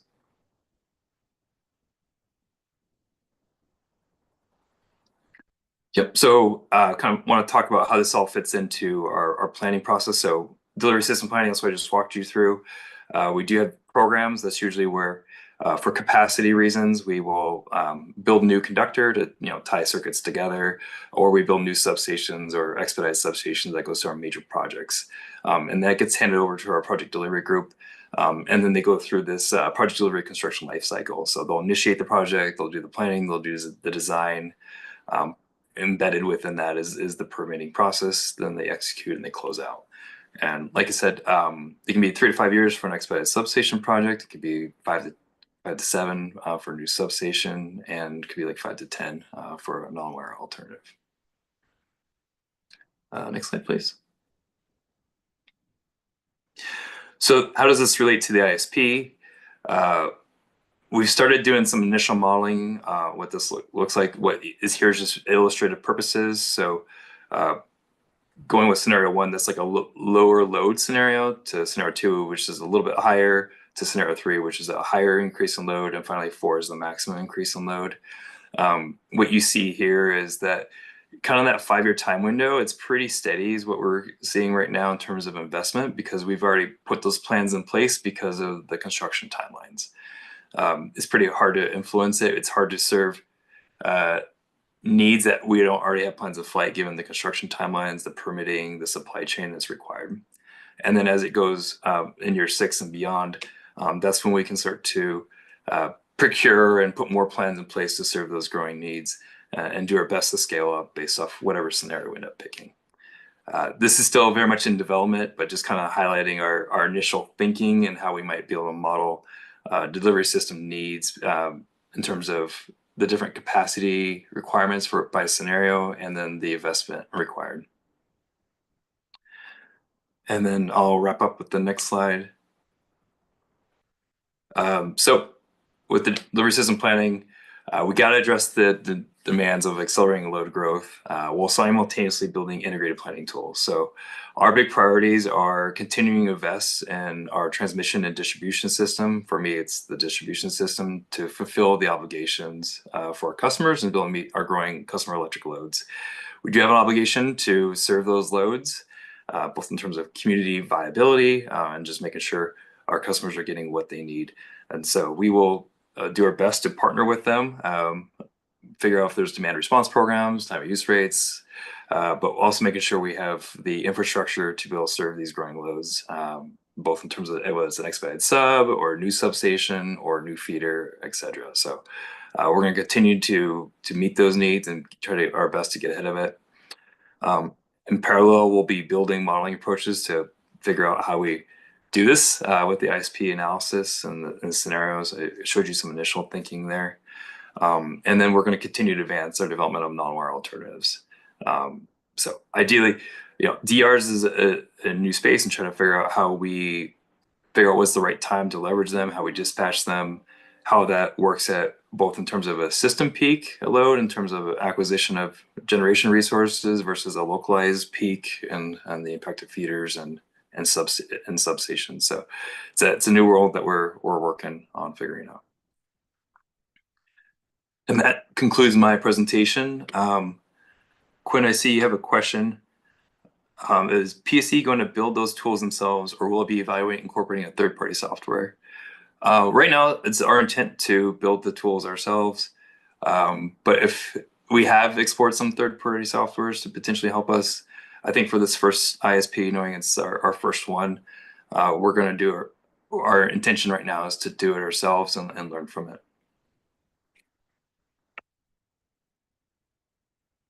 Great.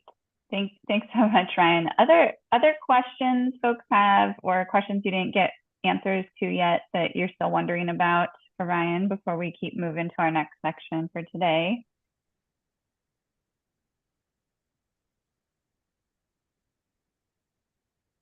Okay, just checking to see. I don't think there's any hands up, so thank you so much, Ryan.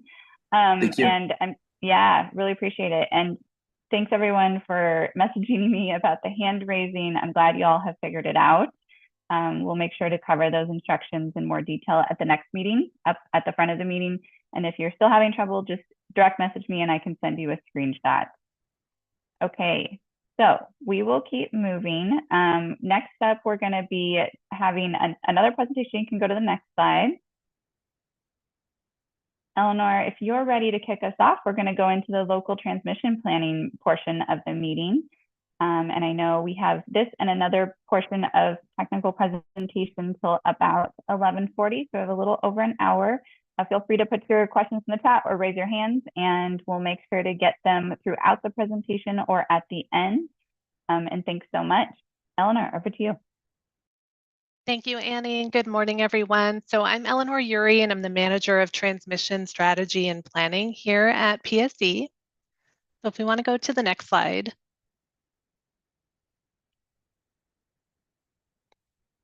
So what we're intending to cover today in the next two sections, we have over the last several iterations of the IRP, started to incorporate some transmission assumptions into the resource planning process. And so we're kind of partway into fully incorporating the resource and delivery system planning processes we're intending to do in the ISP coming up. So we're really wanting to talk through today what our local and regional transmission planning processes are and how we intend to incorporate those into the ISP. And then later on in the presentation, as we're talking through regional transmission, we'll be soliciting some feedback on some transmission planning scenarios and assumptions that we might incorporate into the ISP moving forward. So if we want to go to the next slide. So very quickly, I just want to touch on some of the functions that the transmission organization is responsible for. So there's a wide variety of things that we do within transmission, but I want to focus on the fact that we have two teams that are dedicated to performing local transmission system planning, and then the regional long haul, long-term transmission strategy. So it is a pretty significant effort within PSE, and we've got a lot of folks dedicated to performing this work because it can be very complex. So if we move on to the next slide. So talking through the local transmission planning process, and I apologize, we're a very acronym heavy department, and so I'll do my best to describe those acronyms as I'm going through this. But the National Electric Reliability Corporation, or NERC, is a federal organization that has developed a set of standards that we are required to follow when we're planning our transmission system. And so we'll talk about the transmission planning standard TPL1. Is the primary standard that we follow as we're evaluating the performance of the transmission system. So we are required under that standard to perform an annual assessment of our transmission system. And when we kick this off, it's generally a several month-long process, and it is a very intensive effort within the local transmission planning team. So we start that off using base cases that are developed by the Western Electricity Coordination Council, or WEC. And so these base cases are representations of the transmission system for the entire Western interconnection. And they'll develop cases to represent different points in time. So we'll have near-term cases that represent our system 1 year out or 5 years out, and then they'll develop long-term cases that represent what we think the transmission system will look like 10 years into the future. And these cases are really a snapshot of one moment in time. So the way we plan our transmission system is we assume that if we can meet the peak demands of our system, we should be able to serve our load any other time of year. With the one caveat that sometimes under light loading conditions, we might see some unique issues on the system. So we also evaluate a light load scenario. But generally, we're looking at heavy summer peak hour of the year and the heavy winter peak hour of the year. So what creates these base cases and make them available to all of the transmission organizations within the Western interconnection? So we pull these base cases into software that we call Power World. So it's a power flow software, and it allows us to run simulations on the transmission system. So we start out with these base cases and we run them as is. Essentially, we might make some small updates if we have better information available, but these are a reasonable representation of what we think the system might look like during a peak summer or peak winter condition. And then from those base cases, we also develop some sensitivity cases. And I'll touch on those in a little more detail in the next slide. But once we have all these cases set up, then we run a bunch of analysis on them.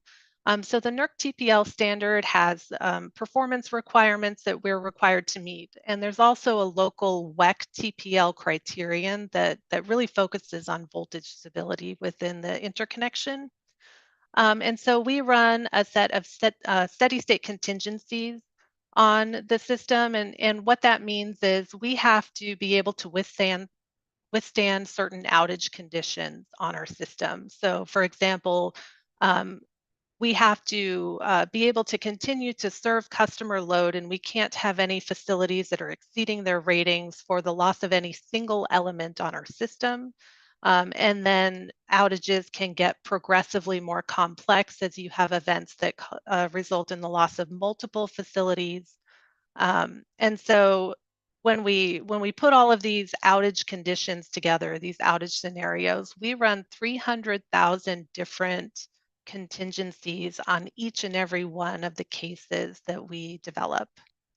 We're also required to run transient stability analysis, and so that's really looking at the performance of the system when you have a disturbance and how our generators and how our load responds to that disturbance.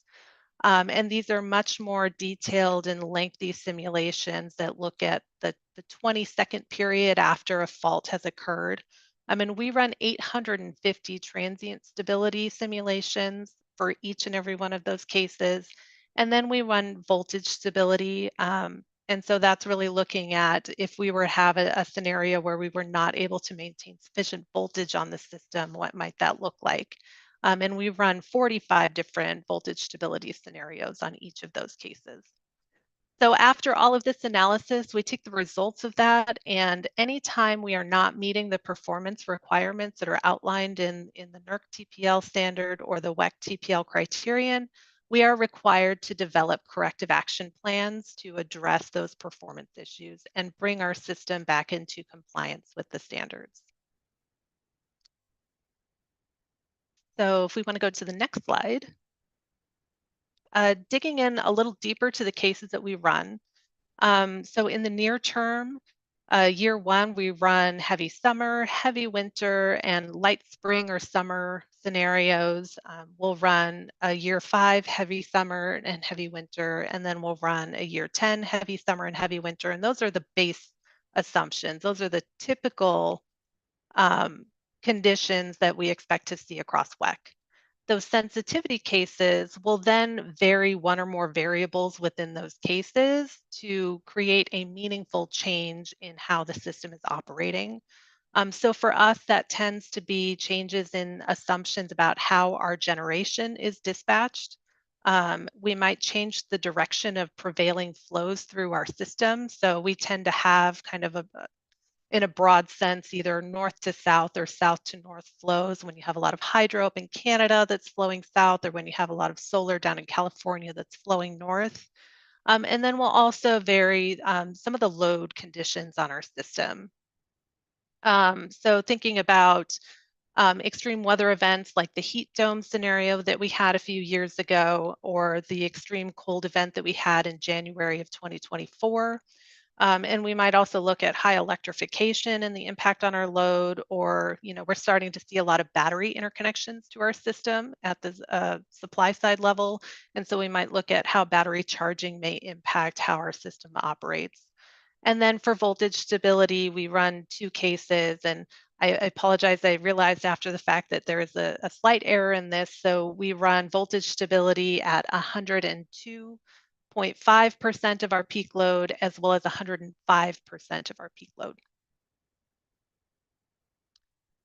So we can move on to, sorry, a couple questions. Yep. Yes. So for the studies, go ahead. No, please do. For studies longer than 10 years, so we are starting to see some federal requirements coming out, especially in the regional space, to study the system up to 20 years. And we've been thinking internally about what a longer study period might look like, particularly because we are planning resources out to 20 years. We do need to evaluate how that impacts the transmission system as well. And then I appreciate somebody else jumped in. So yes, SN is south to north prevailing flows through our system, and then NS is north to south flows.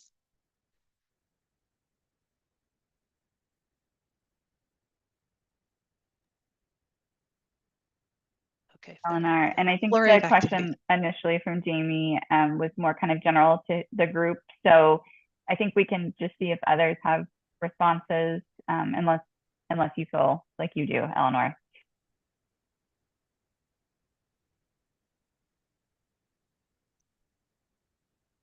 I don't know that I have a good answer. Maybe I'll. Oh, I see okay. Jen just came on camera. Of trying, it's very difficult over here. Yeah, Jamie, so that's a really good question, and that's kind of something we've been grappling with this customer approach. So we didn't really have the other process flow that we had in the prior deck, but it shows the customer work being done up front. So addressing the demand response and the behind the meter stuff that you're highlighting in your question up front, and how are we planning for that? How are we incorporating that into the forecast? So that way when we hand it over to Eleanor and Ryan, that's deducted already and considered. There are considerations within demand response regarding capacity contributions, which we'll get into when we talk about resource adequacy in the coming months ahead, and all that. So all is to say, more to come, I think, regarding that specific question, and it's a good one and how it incorporates here. But that's kind of the history. Does that help? Thank you. Yeah, that's great. Thank you so much. All right, I think we can keep going, Eleanor. Yes, I think we can move to the next slide.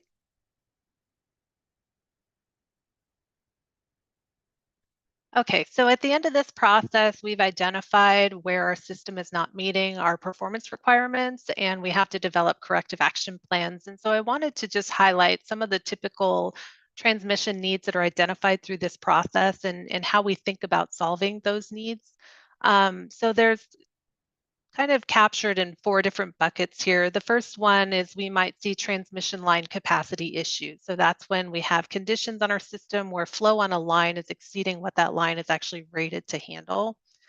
And so when we think about how we might solve that type of problem, I know reconductoring is getting a lot of attention right now, and reconductoring is absolutely a potential solution that we would look at to address transmission line capacity needs. Historically, that has focused more on traditional conductors or the steel reinforced aluminum conductor. But we are starting to dig into advanced conductors, the different technologies that are out there, how it's used, what the cost of advanced conductors are. But reconductoring is certainly a tool in the toolbox. Rebuilding existing facilities, so utilizing the corridors that we have today and upgrading the facilities that we have is definitely one of the potential solutions that we would consider. And then you know, after that, after we've exhausted those opportunities, then we might look at new transmission corridors. And I've got some examples of where we've utilized some of those solutions in the past. Moving on to transmission transformer capacity. I know everyone's probably very familiar with Energize Eastside, which was a transformer concern. And so the solutions that we look at for those is really just the addition of new transformers on our system. And sometimes that may drive some transmission work like transmission line upgrades or voltage conversions and potentially new transmission as well. Transmission system reliability isn't necessarily identified through the local planning process that I just outlined. It's really identified through evaluating outage frequency and duration that's the result of transmission outages. And so for transmission system reliability, we might look at some new transmission opportunities. An example being the Bainbridge Island Missing Link project, where we have radially fed substations, and we might try to bring in a new feed to provide redundancy and resiliency to those stations. We've also done right-of-way mitigation work to minimize the impact of outages caused by vegetation, for example, which has been a concern in the past on Whidbey Island, for example. And then for those voltage stability concerns, we might upgrade line voltage. And so the Electron Heights Enumclaw project that we have, where we're taking a 55 kV line and converting that to 115 kV, helps to mitigate some voltage, some very localized voltage concerns in the Pierce County area. But when it comes to voltage stability, I do want to highlight that while PSE's local system is not generally stability limited, we do tend to see voltage stability issues on the broader regional system when we're transferring large amounts of power from one area to another over very long distances. So it does tend to come more into play in that regional space. And we can move on to the next slide. So how this kind of comes into consideration with the resource planning process. So historically, we have really focused on system reliability and capacity driven by load growth. And so as I mentioned, as we've been thinking more about transmission in the last few iterations of the IRP, I'm going to go back to our 2023 electric progress report and the preferred portfolio that was identified in that process. So there were a number of on-system resources that were identified. And when I say on-system, I mean within PSE's service territory here in the Puget Sound area. That resource portfolio included a pretty significant build of new resources within the service territory. Oh, I see Quinn has his hand up. Yeah, I'm kind of curious about this as a chicken and egg problem where you're saying that resource integration is what drives the need to improve local transmission, but couldn't that not work the other way around where you improve local transmission, thereby attracting resources that want to interconnect at that transmission? Yes, and you're stealing my thunder here. So we are starting to think about this a little differently in, are there areas of our system we can proactively improve to then provide the opportunity for resources to interconnect and serve our needs? And one of the challenges with that is we have to make some reasonable assumptions about where those resources might be located on the system, because the location of those resources is going to be very material. And so we're trying to think about what are reasonable places that we can actually place some of these resources. And so we're working through that process now to identify, okay, how might we improve the system to facilitate that future interconnection of resources? So very different approach from what we've done in the past. And one of the big advantages of the ISP versus the IRP process, we're able to do this like as we're doing the resource planning instead of after the fact.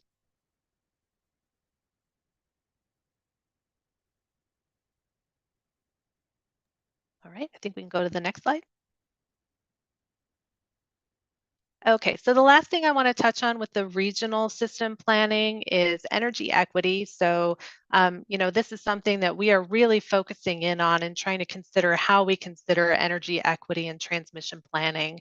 And it can be a little more challenging from a transmission planning perspective because transmission lines are very long. They touch on multiple jurisdictions and they serve a large volume of customers.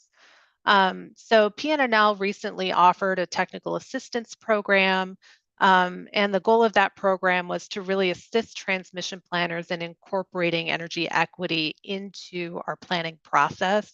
And there were two different tiers that they were offering.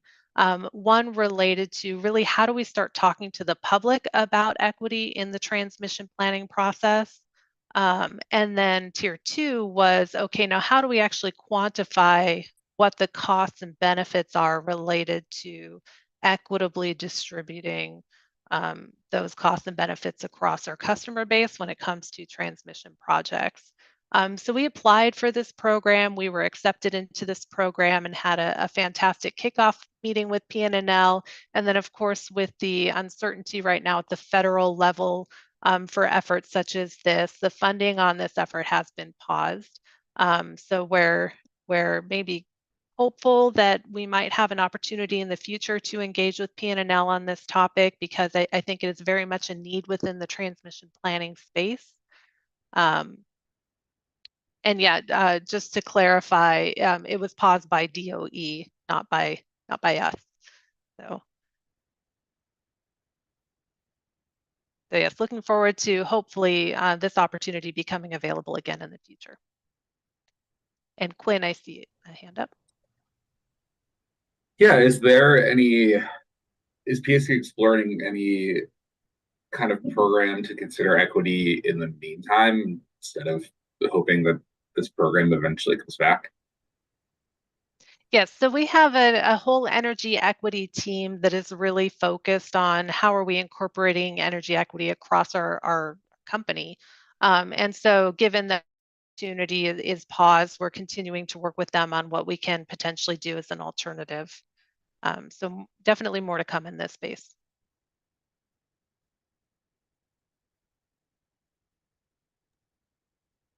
All right, and I think the next slide is opening it up for questions.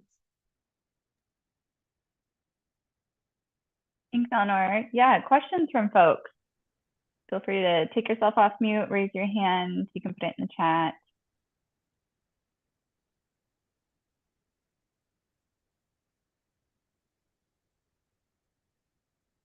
Okay. All right. Great. So now, if we want to go to the next slide, we will jump into regional planning. And we can go ahead to the next slide. I see Jens came on camera, so I'll let him introduce himself when he jumps in. So some of this we've touched on in previous RPAG meetings. So it'll be a refresher for some of you, and some of this will be new. But kind of focusing in on the regional challenges that we have. So if you look at the map on the left side of this the screen here, and up in the very top left-hand corner, there's a little kind of brick red color that says PSEI.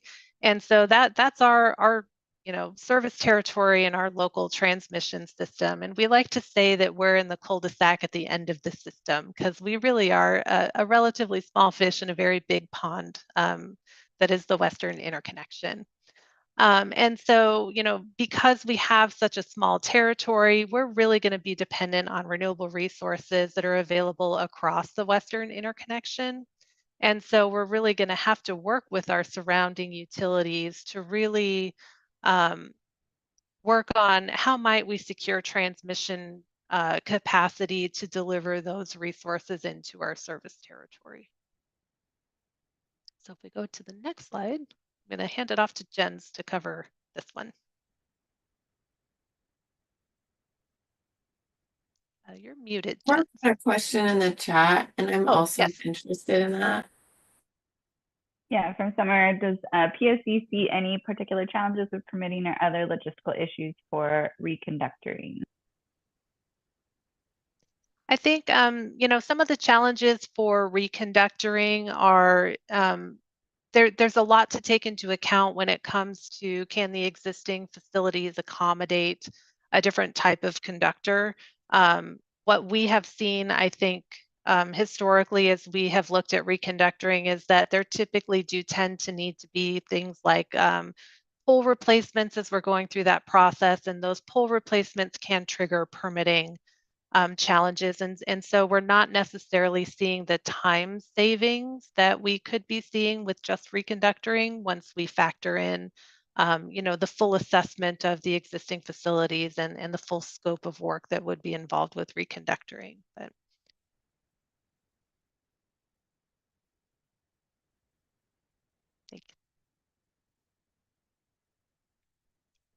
Jens, we can't hear you.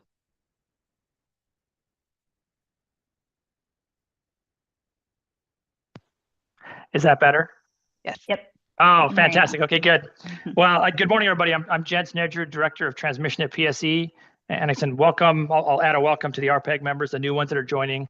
I really appreciate having this broad expertise really to be on the panel and the committee and help us along with this ISP process. And super excited that we get to proactively try to address this chicken egg problem of, do you build transmission first and they will come, or do you build resources and get transmission to hook them up? Lots of fun, fascinating questions we get to really explore in the part of this ISP. So I wanted to take a few minutes, just give an overview of how the work that we are doing at PSE also aligns to the broader region and the broader different transmission planning efforts that are ongoing and some that are new that we are engaged in and very excited about. Just make sure everybody's aware of that as we move forward. In terms of Northern Grid's been around for a long time in terms of the regional planning that all the utilities and really the northwest part of WEC and the Western US are required to move forward with according to FERC requirements. We do that to meet Order 1000, Order 1920 requirements, and about every 2 years put together a broader regional plan that looks at what transmission needed across the region, what those needs are, and what some solutions are that can be addressed. It meets all the FERC requirements, which is fantastic. I think one of the obvious gaps in that regional planning is it really wasn't comprehensive across the entire Western United States. And as you can imagine, as clean energy efforts and requirements have come along, especially in Washington, Oregon, and as the grid is facing really a lack of transmission capacity and available transmission capacity, it really needed and pointed to having a broader, more intensive effort to figure out where does transmission growth need to happen across the Western United States in the future. I'm really proud and excited. PSE was one of the founding members of West Tech. That's the Western Transmission Expansion Coalition. Donald and Elisa and others were there at our all committee meeting yesterday in Portland. But it's really, the intent of that is to have an actionable plan that looks at both a 10 and a 20-year outlook for where should transmission growth really be in the future across a wide range of what if scenarios, right? In some ways similar to what our ISP is trying to do. But at the same point, identify where across the system transmission is needed so we can get better access to the kind of resources that utilities are needing in the future, both to meet our own needs as well as to meet the needs of large growth and large load centers that we are seeing pop up along the way. So what I like about that, and I wanted to make sure everybody was aware of, we're really seeing and aligning that to the work that we're doing here. The difference of West Tech is it has a very robust stakeholder outreach process. So it's not just the utilities and the public utilities and others and state organizations coming together. There is a broad stakeholder group, tribal engagement, public stakeholder engagement group, helping to shape what the right scenarios are so that we get a really great foundational result that we can all build off of along the way. And while Eleanor mentioned we are in the cul-de-sac, the small northwest part of Washington State, in order for us to meet our clean energy needs moving forward, we are going to have to get access to clean energy across the West. And so we definitely have a big part to play in that and are staying closely coordinated along the way as we move forward. So I just wanted to highlight that, and now I'll hand it back to Eleanor to talk through some of the more intricate details in this ISP and how we're going to iterate on the chicken egg problem and how to optimize that.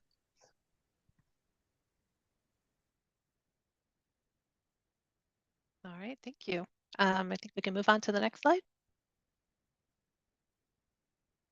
Okay, so how are we going to incorporate transmission into this integrated system planning process? So as I mentioned, over the last few IRP iterations, we have been providing some inputs with regards to what is the existing transmission capacity that we have available on the system and what is the cost for utilizing some of that capacity, whether it's wheeling costs across the system, transmission losses. So we're certainly going to continue to provide that input into the development of the reference portfolio.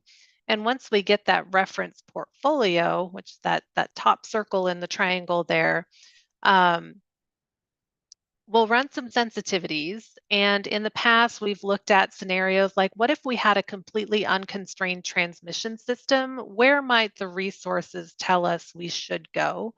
And so we might get some input from those sensitivities that, hey, Wyoming might be a really good place to go, or Montana might be a really good place to go, but there's no capacity there today. And so once we have that reference portfolio and those sensitivities, we'll start thinking about different transmission alternatives, and we'll evaluate those transmission alternatives in some software called GridView, which I'll touch on in the next slide. And from that analysis, we'll identify what are the other benefits related to that transmission, and then how does it influence the resource portfolio. We'll come up with some costs and benefits for those transmission plans and feed that into the resource planning process to see if that transmission and associated cost will influence that portfolio in a different way. And so I think for the first iteration of the ISP, we might try to do one full iteration of this. And I think in the future, we'll attempt to do a couple more iterations to really optimize the selection of both resources and transmission to deliver those resources. So moving on to the next slide.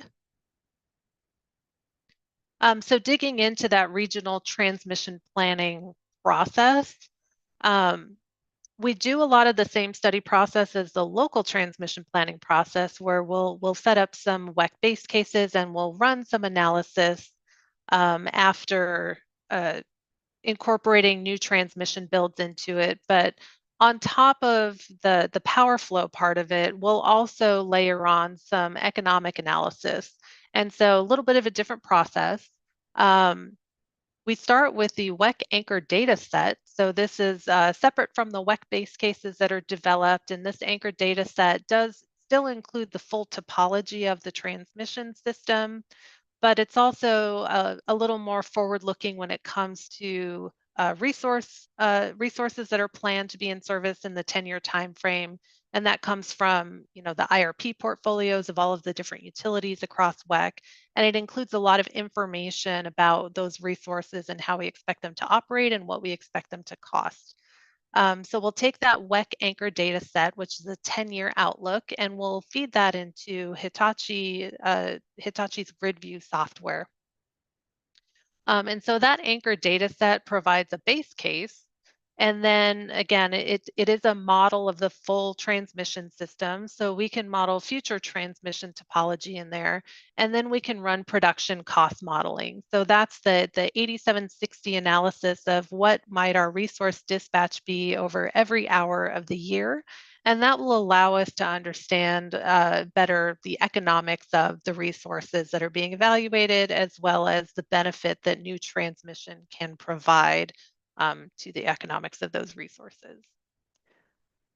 So if we go to the next slide, here's just kind of a snapshot of some of the benefits that we consider as we're going through this analysis. So we can look at things like transmission congestion, resource adequacy, resource access, avoided transmission costs. So a lot of different benefits can be evaluated through this process, and you can assign a dollar amount to each of those benefits. So we compare the price of the benefits that we can achieve through a transmission build, and we compare that to the cost of the transmission to determine whether there's a net benefit to building new transmission projects. All right. And I think we can go to the next slide.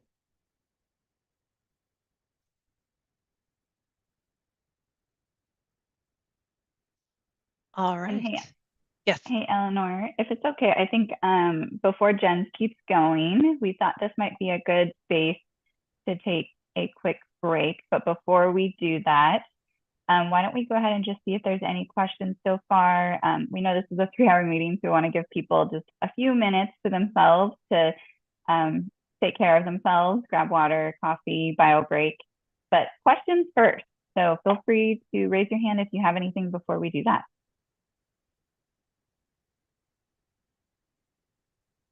Okay, great. Well, let's pause here and let's reconvene just right after 11:10. So in 5 minutes, we'll be back and we'll kick off right at 11:11. Thanks, everyone.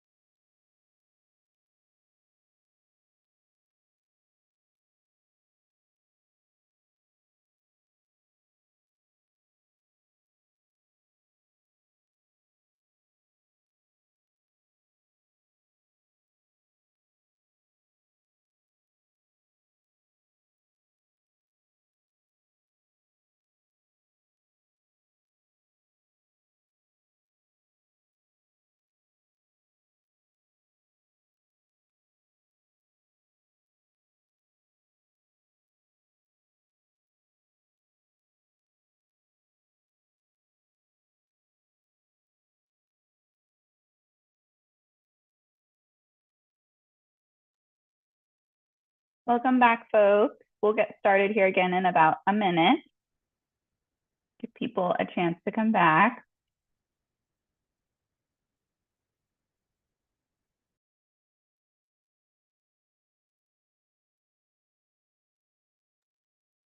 Okay. Well, Jen, I think you're ready to keep presenting on the needs and solutions. So why don't we keep going? Thanks everyone for coming back, and feel free to put your questions in the chat or raise your hand. All right, Jen, talk to you. Great. Welcome back, everybody. So I'm going to dig into and just give a bit of your overview of what the Western grid looks like related to PSE and getting access to clean energy.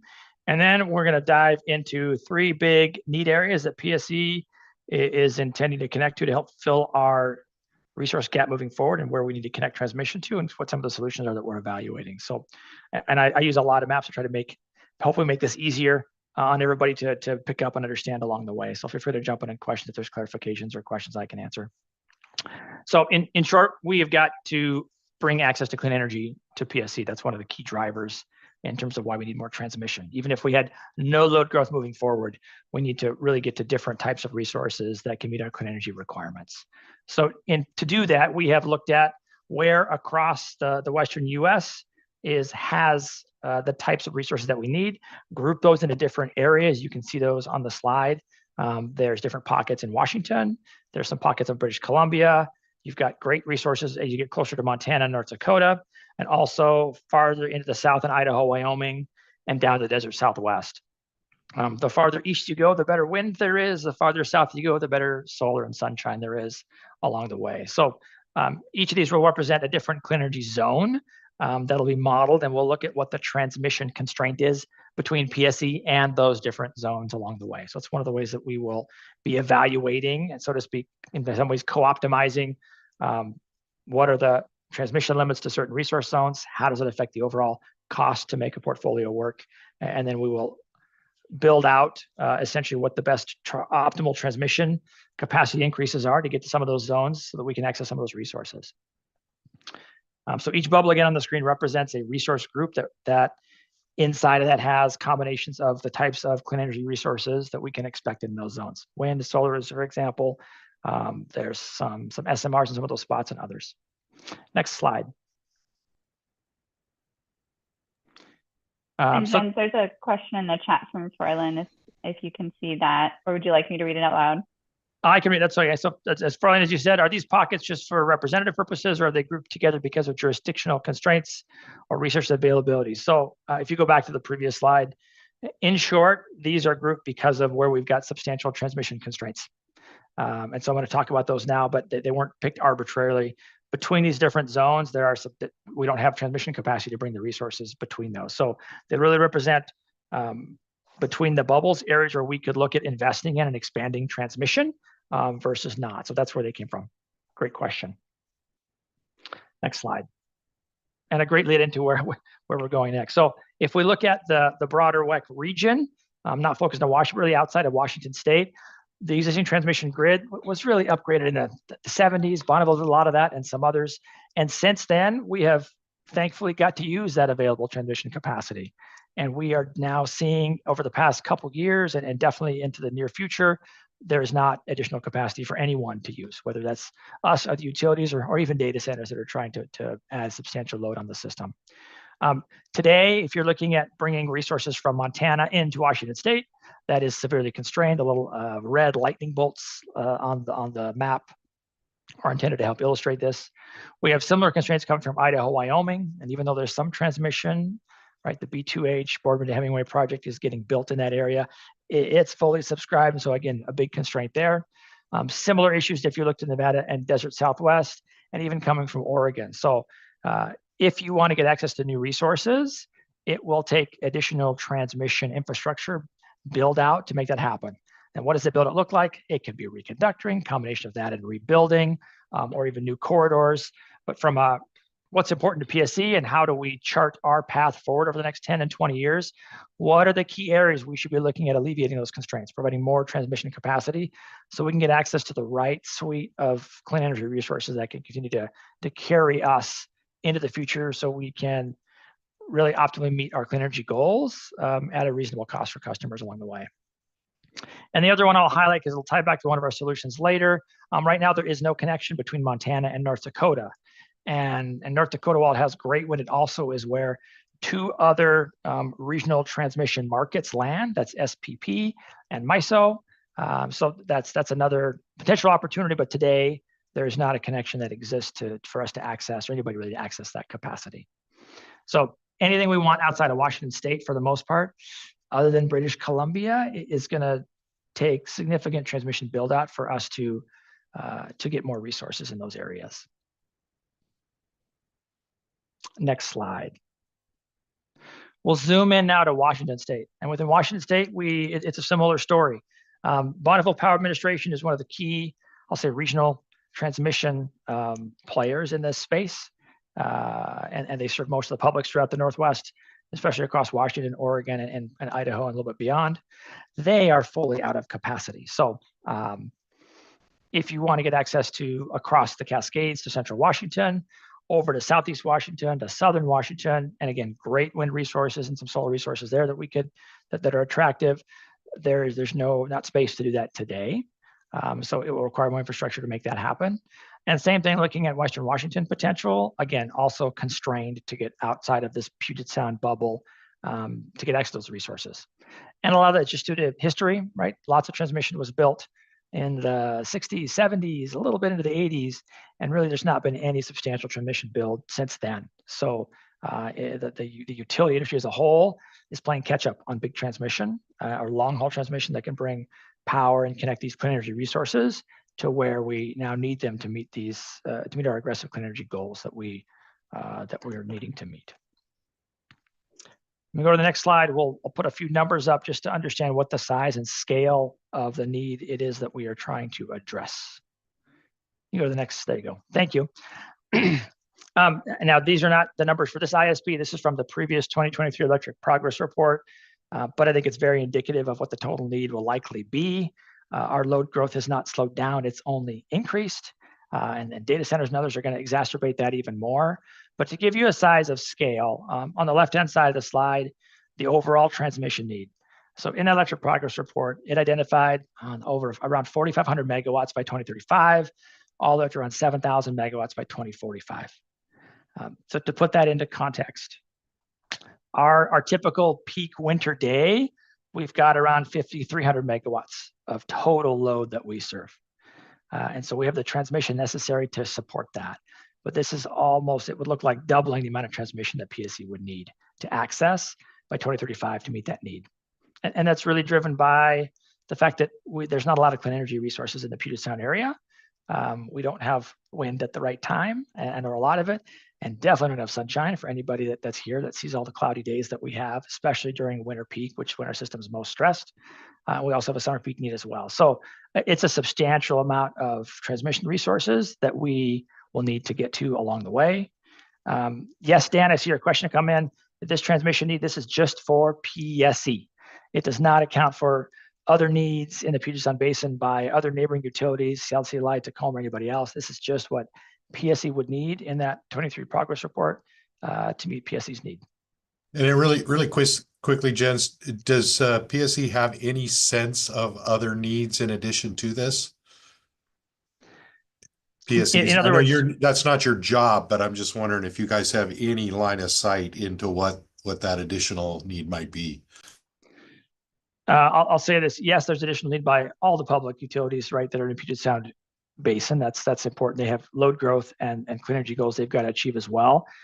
It's not as big of a hurdle, but one of the key, I'll say, unknowns that we've got to contend with is what are their electrification goals? How rapidly do they want to do that? And that can absolutely have a big impact on demand in terms for winter peak and what's needed in this area. So West Tech's taken into account. It's something we look at in the broader regional study, and we'll factor in along the way what that range of need might be. But yes, we're in competition in a healthy way with our neighbors to try to see how we get transmission capacity to meet our need and compete with what they need along the way. Great question, Dan. So I could just follow up on that. Please. Well, I mean, you say you're in competition, but is there also coordination? It seems like that would be a better idea. competition and or collaboration, Ezra. That's exactly right. So then you get into the process of, if we have a need for transmission, is there a way we can partner on some of those along the way? I say competition because the low hanging fruit, that's where the competition strives for. I think that's all gone almost for the most part, as I've talked about. So then it will lead to, as we need to build out larger transmission projects, is there a way we can collaborate on that? Those discussions are already underway. Ezra, I'll talk about some of the ones we're working towards a little later today. Thanks, Jens. And then I see Elisa's hand up, and then we have a couple questions in the chat. So Elisa? Yeah, just curious, because it's not labeled and I may have missed you saying this. Is this incremental needs by each tranche, so we add them together, the total need? Or is that total need, it's 4,500, and then add another, 1,500 megawatts and another 800 megawatts, or are these additive for that total need? Yeah, so this is the overall transmission. So what you're seeing is the cumulative total. It is not additive. That would be a far scarier number. So this is already a big enough hill to climb. So this is cumulative total need. So by 2035, we'll need 4,500 megawatts. It increases to around 6,000 by 2040 and up to 7,000 total by 2045. But yeah, total cumulative. Great. Well, thank you. I guess I'll just give a context, but it's not for Washington State, but in the 2024 Northwest Regional Forecast, utilities by 2034, we're planning to, in total, and that's Oregon, Washington, Idaho, and Montana, needing about 29,000 megawatts of new resources on a constrained energy system. So these are 4 states, so not all in the same place, but it gives you an idea of the magnitude of potential transmission needs just for the next 10 years. And there is a collaborative process to try to plan and identify actionable projects to support load growth, in the 20-year period. 10-year period we're a little bit late for the 10-year needs. But Bonneville does have projects. So I think Jens will get to that. That's where we're going. Exactly right. Thanks for hiding that. So yes, there's a lot of need across the region. And in that 10 to 20 years, there's a lot of flexibility in how we collaborate and figure out the right projects and plan for that. I think all of us are reading from, I wish we'd done this 10 years ago, but the crystal ball is not always that accurate. So I think we're making progress. It's how do we really get how do we get to 2035? That's one of the biggest hurdles, and then we can continue to improve along the way. In terms of highlighting, I see a couple other questions. I'll get back to, let's see. Did we get Quinn's? Yeah, so Quinn, are the overall transmission needs on slide 52 based on the specific resources in a 23 preferred portfolio, or is this need contingent on the resource mix in those years? So what I'm showing you on the screen now was based on that preferred portfolio in the electric progress report. It's going to flex and adapt based on what resources we actually acquire within the time period, but it was based on what the ideal resource mix was going to be across those different zones based on what the preferred portfolio recommended. So that's the long and the short answer, Quinn. If you get more questions, let me know. And then on Lisa's questions, we'll punt that to, I think Philip and others will talk about that a little bit later. So we'll come back to Lisa to your question after we get through a little more on the transmission side. So let me focus on the right-hand side of the screen a little bit. What was important, it came out of the electric progress report, and I think it's indicative of what we may see, but results may change later. Really getting access to Eastern Washington ends up being a key piece of that, right? There's some great resources there. But what we also found out is if you can get access to Montana or Idaho, Wyoming, there are even better clean resources than you might find in Eastern Washington. And geographic diversity, when you bring on this kind of amount of renewables, is an important aspect. You don't want all the wind farms in the same area because they're affected by the same weather pattern. So having some spread across the Montana, North Dakota, and others helps. And what we found is the transmission constraints really can drive or limit where the model might want to choose the most cost effective along the way. So that's something we are thinking about expanding on in terms of transmission scenarios that we're looking at for this ISP, where we get to really collaboratively do the transmission and the resource pieces more iteratively and together. Lisa, I do see your second question there. What is PSE doing, or in part, to help get other state siting boards on board? How is PSE working to partner with utilities in other states on some of these lines? So we are, long story short, we are in direct conversations, and we're doing that in many ways through West Tech as this unified planning study. But all of the major utilities in our neighboring zones, from Idaho Power, PacifiCorp, Avista, Bonneville Power Administration, Northwestern Energy, PowerX, all those are included in really helping to identify what's the right suite of transmission investments that's best for the region as a whole. And then we'll get into how do we partner on implementing those along the way, which is why we wanted, all of us together really needed that to be a very actionable and foundational plan that we can build off of. So that's in process. In terms of how we get other state siting boards engaged, I think that's there's definitely a lot of stakeholder engagement with the state groups along the way. They're providing feedback on what the scenarios are, and will be integral to helping to shape what the results look like.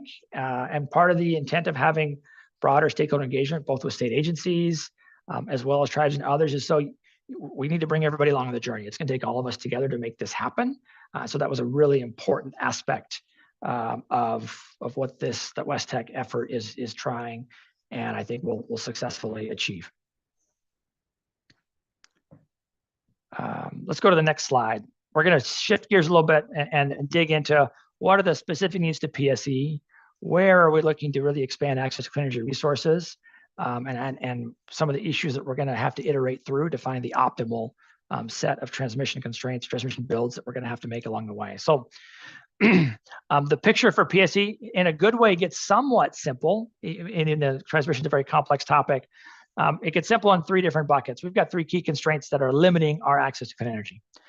The first one is us getting across the Cascades. How do I get from the Puget Sound area across the mountains? Because once I get across the mountains, we can access central and eastern Washington. And there are some fantastic clean energy resources in that grouping. So one of those key constraints is getting across the mountains, and I'll talk through a solution we're working on to help address that. In many ways, that's the linchpin. It doesn't matter how much power we can get from, how much clean energy we can get from Montana or North Dakota or even Idaho, Wyoming. It all has to funnel into Washington State, and then it all has to get across the Cascades to get here. And really, the only real path into PSE that's feasible is across the Cascades. The north-south corridor is even more constrained, and Portland's got substantial growth down south of us. So while there may be a little bit of help in that area, the vast majority is going to be coming across the Cascades, and the I-90 corridor is the most feasible option to make some of that happen. I'll talk about those details next. The other piece that I'll highlight, once you get across to Washington, there are already some upgrades happening that might connect to Idaho, Wyoming, but I do expect that some additional transmission might be needed to Idaho, Wyoming as well along the way. I don't have any specific projects to talk about today related to that one, but it's one of the ones on the list that we'll be looking to see what West Tech identifies and hoping to collaborate on that along the way to get from Washington State into Idaho, Wyoming. And there's a couple of transmission developers that are looking at those kind of connecting those as well. So that's in process related to how you get from Washington to Idaho and Wyoming. Yeah, next slide. And so I wanted to take a few minutes and really highlight what's happening in this space and what Bonneville's planning. I say that because they're a key owner of regional transmission throughout this area. And they are trying to be as proactive as they can be, I think, on committing to and making further investment in the transmission system. And some of those we're taking into account, even looking to partner further on them. A little bit of an eye chart, lots of detail on the slide. We included the link on this, so if you want to dig into more details of what BPA's evolving grid plans and that initiative entails, it's good to understand the background of what's happening transmission-wise.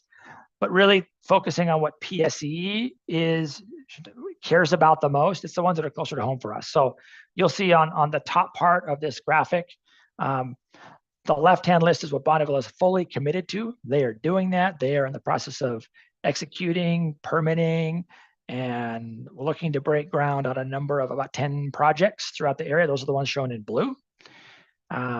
and it's around $2 billion in total investment. There's a couple there that we've assumed are going to happen. They're making some Cross Cascades North improvements on basically upgrading existing lines and substations along the way. That's number one. And then they've got some north-south upgrades from Chehalis to Covington they're doing. That helps add a little bit of capacity to that, although that capacity is already fully spoken for. So we're assuming those take place and fully factoring in the benefits of those in our plans already. That's for Evolving Grid 1. Those are those committed projects. On the right-hand side of this picture is the Evolving Grid 2.0. These are ones that were announced last year by Bonneville. It includes a number of projects. They're on a $3 billion price tag. There's a couple of big ones in there that will potentially affect PSE and unlock some of that capacity on the Cross Cascades. The first one is that Grand Coulee Columbia Schultz line upgrade, the existing line. They're going to upgrade to 500 kV. When I say upgrade, it's a rebuild, even though it's an upgrade. It's an existing older line that's a lower voltage, so it'll look like a complete rebuild when it's all done. And part of that's the Schultz Olympia 500 kV line upgrade that'll make that happen. So that that'll get some more capacity in the Cross Cascades, and we're looking at how we potentially partner with them on a solution to that. So that's one of the biggest examples how they're unlocking Cross Cascades capacity in our area, and we're excited about that. At this time, they're still proposed. Bonneville's trying to evaluate how they move forward and commit to those projects along the way. And it's important to understand that for Bonneville's process, they want to have people committed to that, right? They don't, this is the build it and they will come versus see the request and then build it in response to the request. So it could be potentially a slower process, but a lot of the conversation happening for us with Bonneville and others is that, we really support the need for those Schultz Olympia project. It's a key and critical need that PSE has, and we're looking at ways we can partner on in some ways the development of that project to move that forward. But it's still a proposed project at this time, and we're hoping that they commit to that soon. From Bonneville's perspective, at least the delivery for the Schultz Olympia line is around 2035. So it would be just in time to help us meet that 2035 need along the way. Jamie, I see your question on how many miles. I do not know that number off the top of my head. I'm sure it's on Bonneville's website. I will say the Schultz Olympia line, you're in the hundreds of miles in terms of what kind of a transmission line build out you're talking about for the ones on Cross Cascades North. So we can dig into more details of that later in terms of total miles, but these are large, substantial projects. Thank goodness they're established corridors. But again, that's the kind of investment that will take easily 10 plus years to implement that along the way, and that's what Bonneville's expecting. So I'll pause. Are any other questions on the Evolving Grid plans that Bonneville has and how we integrate with those? Yeah, Quinn, I see your hand up. Yeah. Are you in contact, like how closely are you in contact with Bonneville on this project? Because given the recent staffing issues at Bonneville, I think there's probably some concern about the timeline of these. That is the understatement of the year so far, Quinn. So two things. We're in very frequent direct conversation with Bonneville, collaborating on that, which is great. In terms of timing, I think we'll let Bonneville figure out what that looks like. And yes, they're having staffing challenges. Not that we can control any of that. But we're gonna continue to closely coordinate with them because I think it's a good solution for Bonneville and also helps benefit PSE. And then we will continue to track and follow these projects as they get further commitment along the way. So, but yes, we meet with them regularly to talk specifically about the Evolving Grid 2.0 projects that affect us and how we might collaborate on that. Okay, keep us moving forward. Let's go to the next slide. So in terms, we've already seen these numbers, but in terms of our total transmission need, again, we're looking at 3,500 megawatts total, up to 7,000 megawatts eventually. That all has to get across the Cascades. Go to the next slide in your time, because many of this rehash what we've already talked about. So what are we doing to solve that problem? One of the pieces we're looking at is how can we get 3,000 to 4,500 new megawatts of capacity across the Cascades. Now, those are big numbers. Those are numbers that typically you'll need at least 2, maybe 3 500 kV transmission lines to accommodate that kind of capacity. And there's already a number of lines that are already crossing. So what Bonneville did in their first Evolving Grid, they basically took out the lines that they have that already exist on the Cascade, Cross Cascade crossing, and they're upgrading those, right? Let's put a new conductor and upgrade what's there, which is great. That's the first step that usually should be taken. And then Evolving Grid 2, they're taking one of the lines, that Schultz Olympia line, that's a lower voltage today, and they're going to raise that up to 500 kV. So essentially rebuilding that corridor. That helps get us closer. But even in addition to that, we think that there's a need for 1 to 2, possibly 3, but probably around 2 500 kV transmission line crossings that are needed to just to accommodate the new capacity across the Cascades. So what are we doing about that? We are looking at both AC or DC options to cross the Cascades with 1 or 2 lines. We're also looking at how we can partner with Bonneville potentially on their rebuild, potentially enhance that further to meet the needs of all parties in a collaborative way across the Cascade. So that's something that is rapidly under development, and I'm hoping we can get the green light to help move forward with some kind of a joint effort later this year. This is also in our attachment K. We included the link, so this is available and open for the public to digest in terms of what our plans are in 2024 to move forward with that. So that's really how that's the linchpin, how we think we can get access to other areas of Washington. And then part of that also ties in a new line from what this Mid-Sea hub is, the star in the center, down to the border of Oregon and Washington.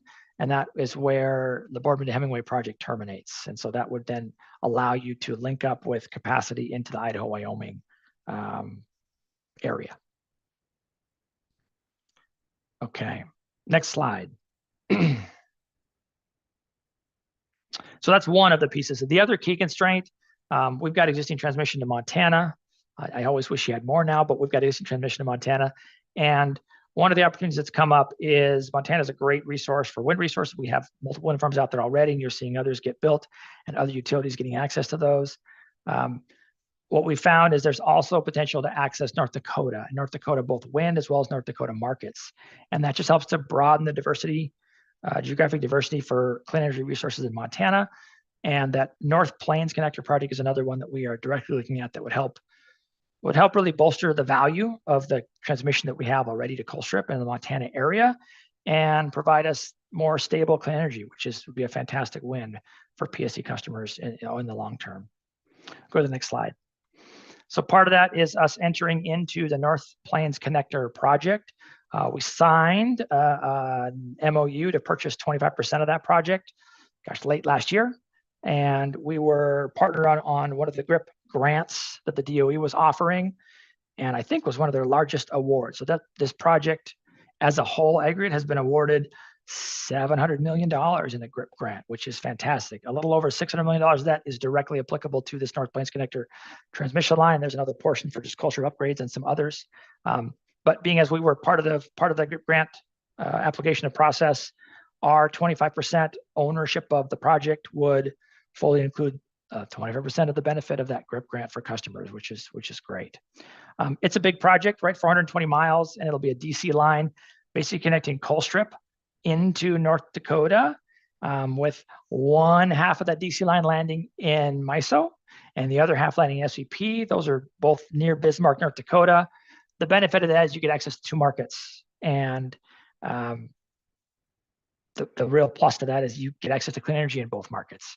And so you can solidify gaps in wind resources that are in Montana, maybe even in the future in North Dakota, and really fill up that pipeline that we have from Colstrip back to PSE with as much clean energy, with around 750 megawatts of clean energy. And so our ownership stake in North Plains Connector really aligns with our existing transmission capacity that we have coming back from Colstrip, and really making that even more valuable to PSE, and allows us to take a big bite out of the clean energy need that we have moving forward. So let's move to the next slide. Jen, there's a question from Yeah. Katie in the chat. Is that GRIP grant at risk given the new administration? My best answer, Katie, is TBD. I'm optimistic as of right now, but we will see what happens and how it's viewed. Everything in the DOE is on hold temporarily while they are responding to new requests that they've got to go through. So it's proceeding forward for now, and we'll get an update as we get more information. Thanks, Katie. And then Elisa.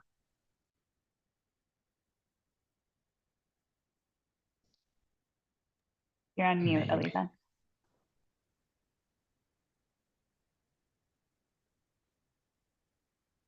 still can't hear you, Aliza, if you're speaking. Okay. Do Maybe. I don't think I have my hand up. Oh, your hand is probably still up from before. Maybe it's a different, I see two of you and two hands. So anyways, okay.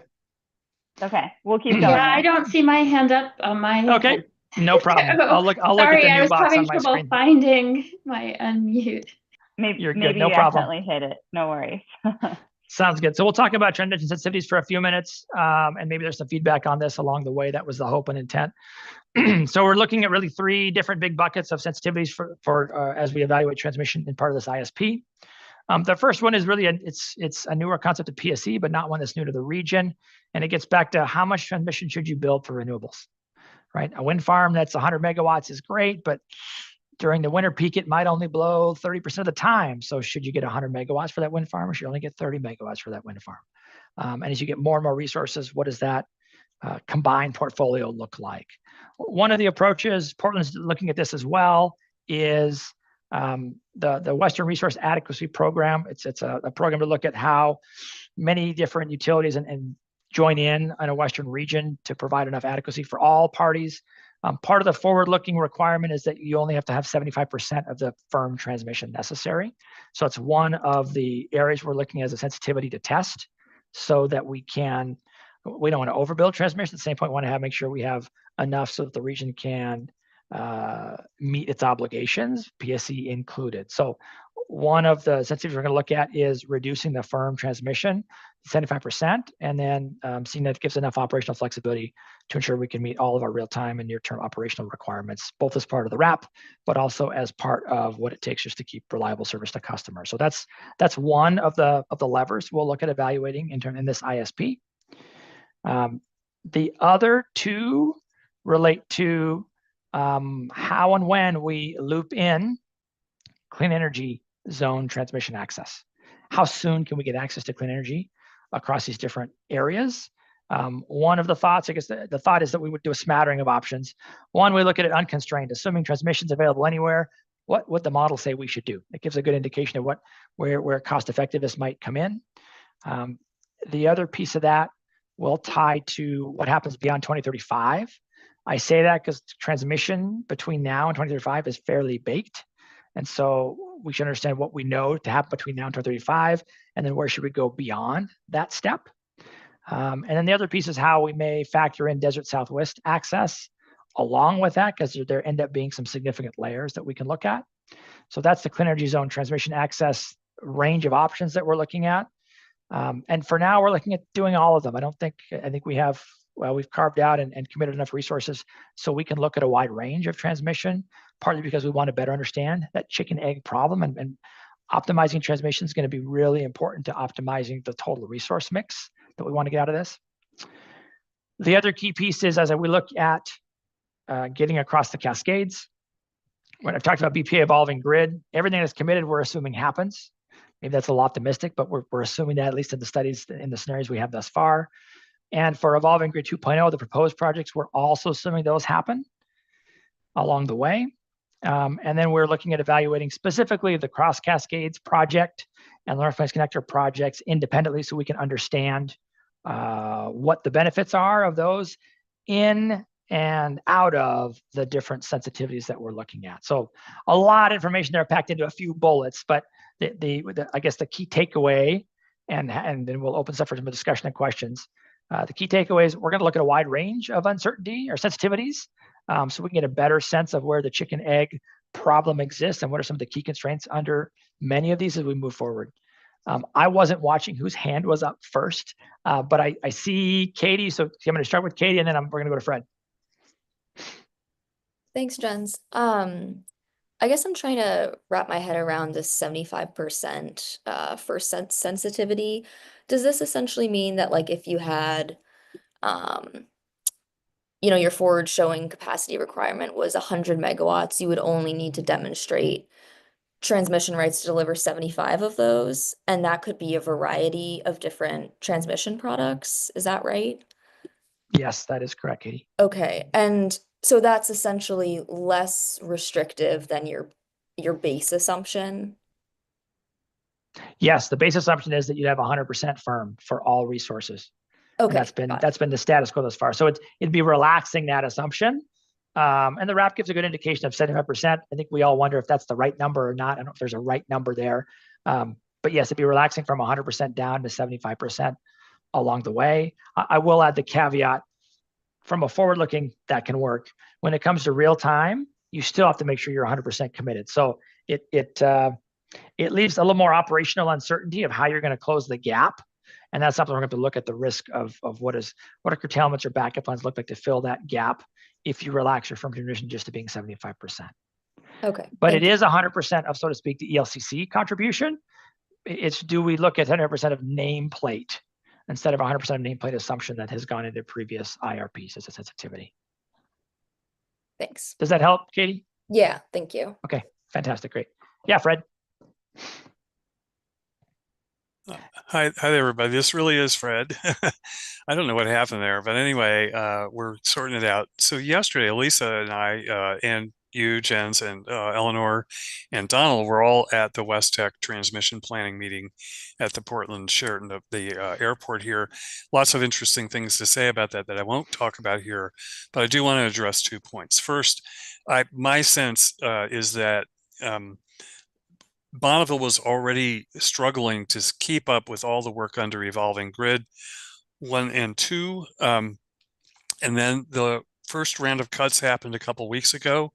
One of our friends had been in Bonneville a long time, Eddie Elazar, is now working for the Warm Springs, which is great. He's working with former BPA person Kathy Eli, who's wonderful, and Donald's in the mix there too. But the Bonneville people who do the planning, like Eddie, are, some of them have already left. And there may be, we heard yesterday while we were at the meeting, a second round where there's now an edict that all federal agencies will send in another round of staff cuts on March 13th. This is a long game. We're already losing ground. And I think that puts probably the later projects at Evolving Grid at greater risk. So I don't know how that sorts out with Puget's priorities, but so that's the first point. The second point is Jens and I had a really good, quick discussion on the side about some of the material we're talking about here. So Jens, I'm wondering if you could just give a quick, what you were telling me yesterday, your view of what can be done with Puget's own transmission corridor going over to the east side, and why you think that the DC option is not viable, whereas of course with North Plains Connector, that's the way that line is being configured.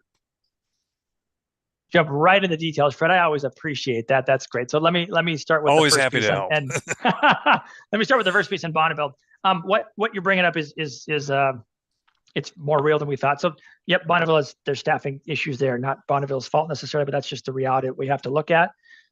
Partly what I've been thinking about as that rolls forward is it's possible that the Evolving Grid 2.0 won't happen, or if it won't happen as much or won't happen on schedule. So maybe what I'm hearing you tease out, Fred, at least in our sensitivities for this ISP, it may be worth looking at a future where the Evolving Grid 2.0 either happens slower or maybe some of that doesn't happen. So that's something that I think we're considering broadening the sensitivity on. What do you think about that piece? Do you think that reflects some of the feedback where, BPA, then I'll get to your other more specific part of the question. I'm sorry, say again. Do you think it makes sense to slow down in our add a sensitivity that I would say, I doesn't think your happen on first schedule? comment was right. Situation to be determined. We don't know what the impact will be on specific projects. The work around Puget Sound has been ongoing for more than 15 years. Those projects are very well characterized, as you know. I sat in a bunch of meetings at Columbia Grid way back when on all these things.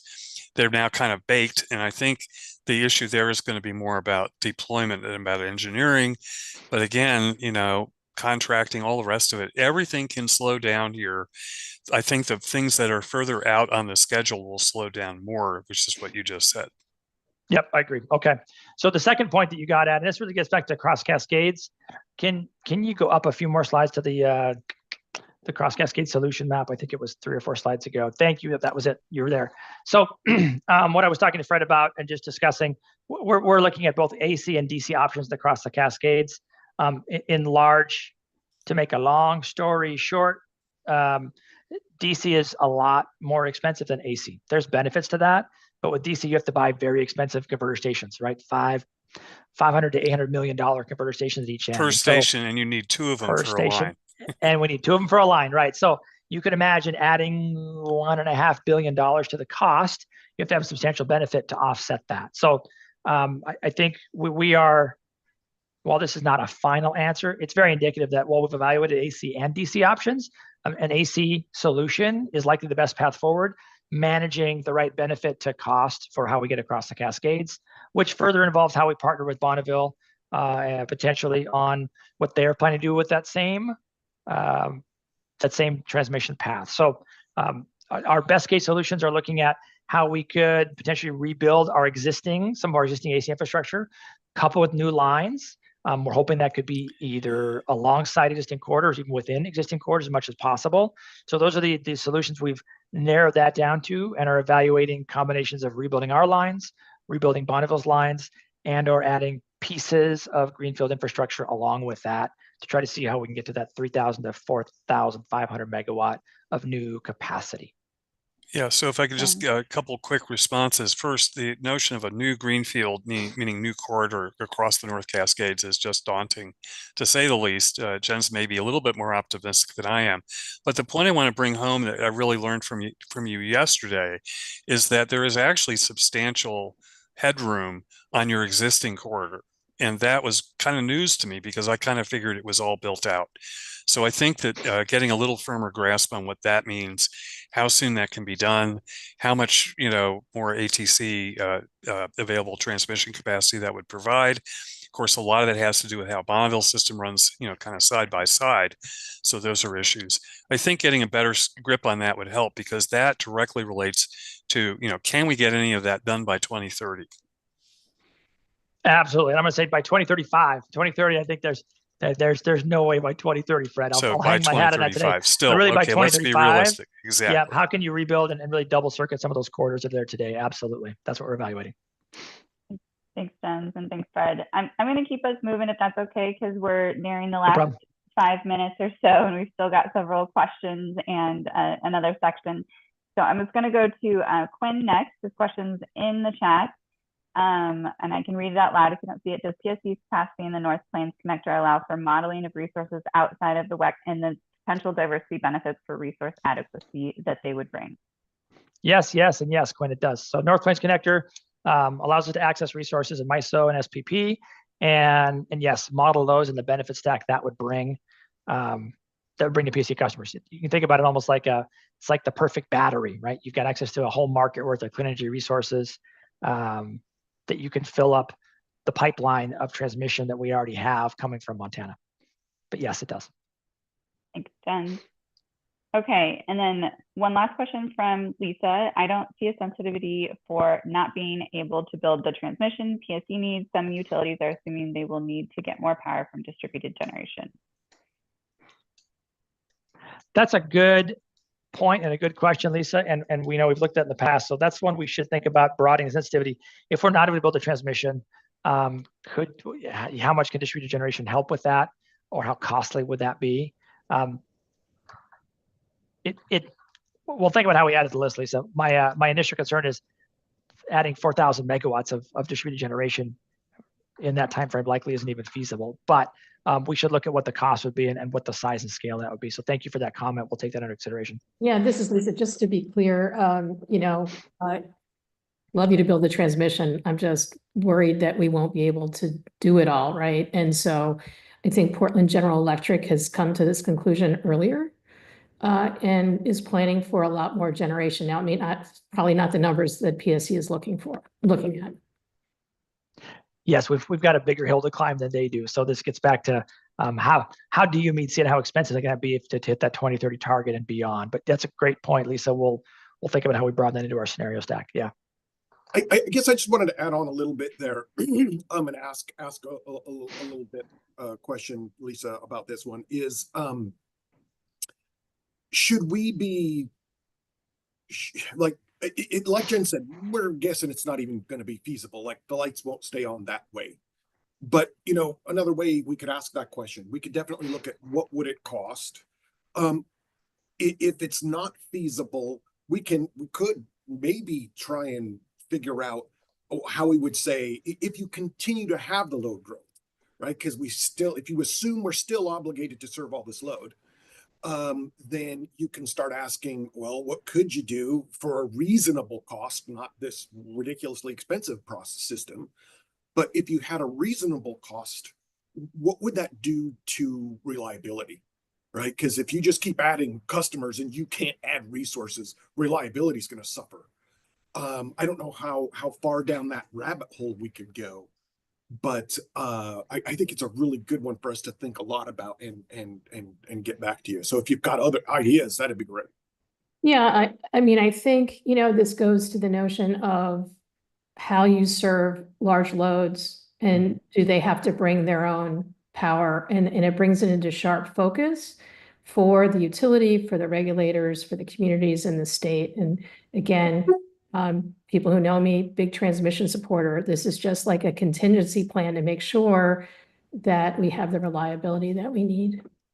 Well, and Lisa, I don't think it's just the bit large loads. I think when you have policy goals to significantly increase electric vehicles, you have a policy goal to electrify buildings. That's not just new large loads, right? It's a lot.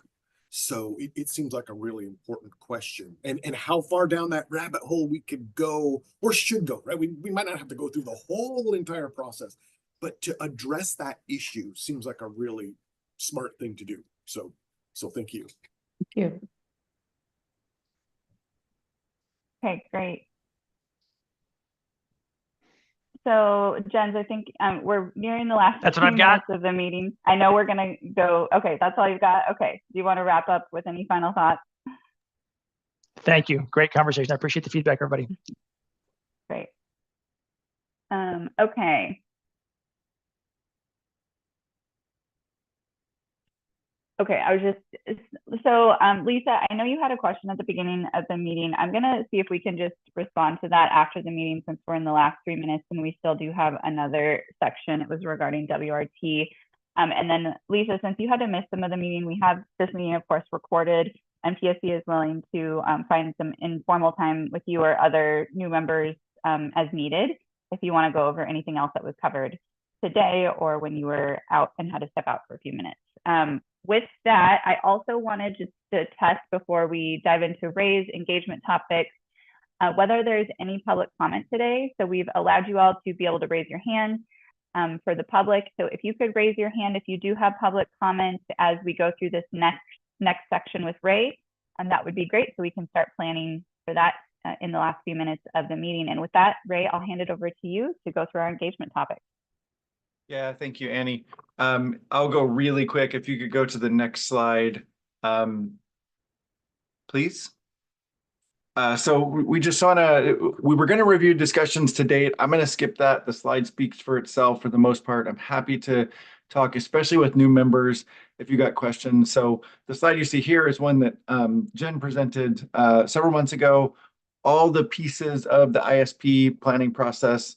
And we asked you at that time, well, which of these do you want to engage in? And so we want to dive deeper into that today with a survey.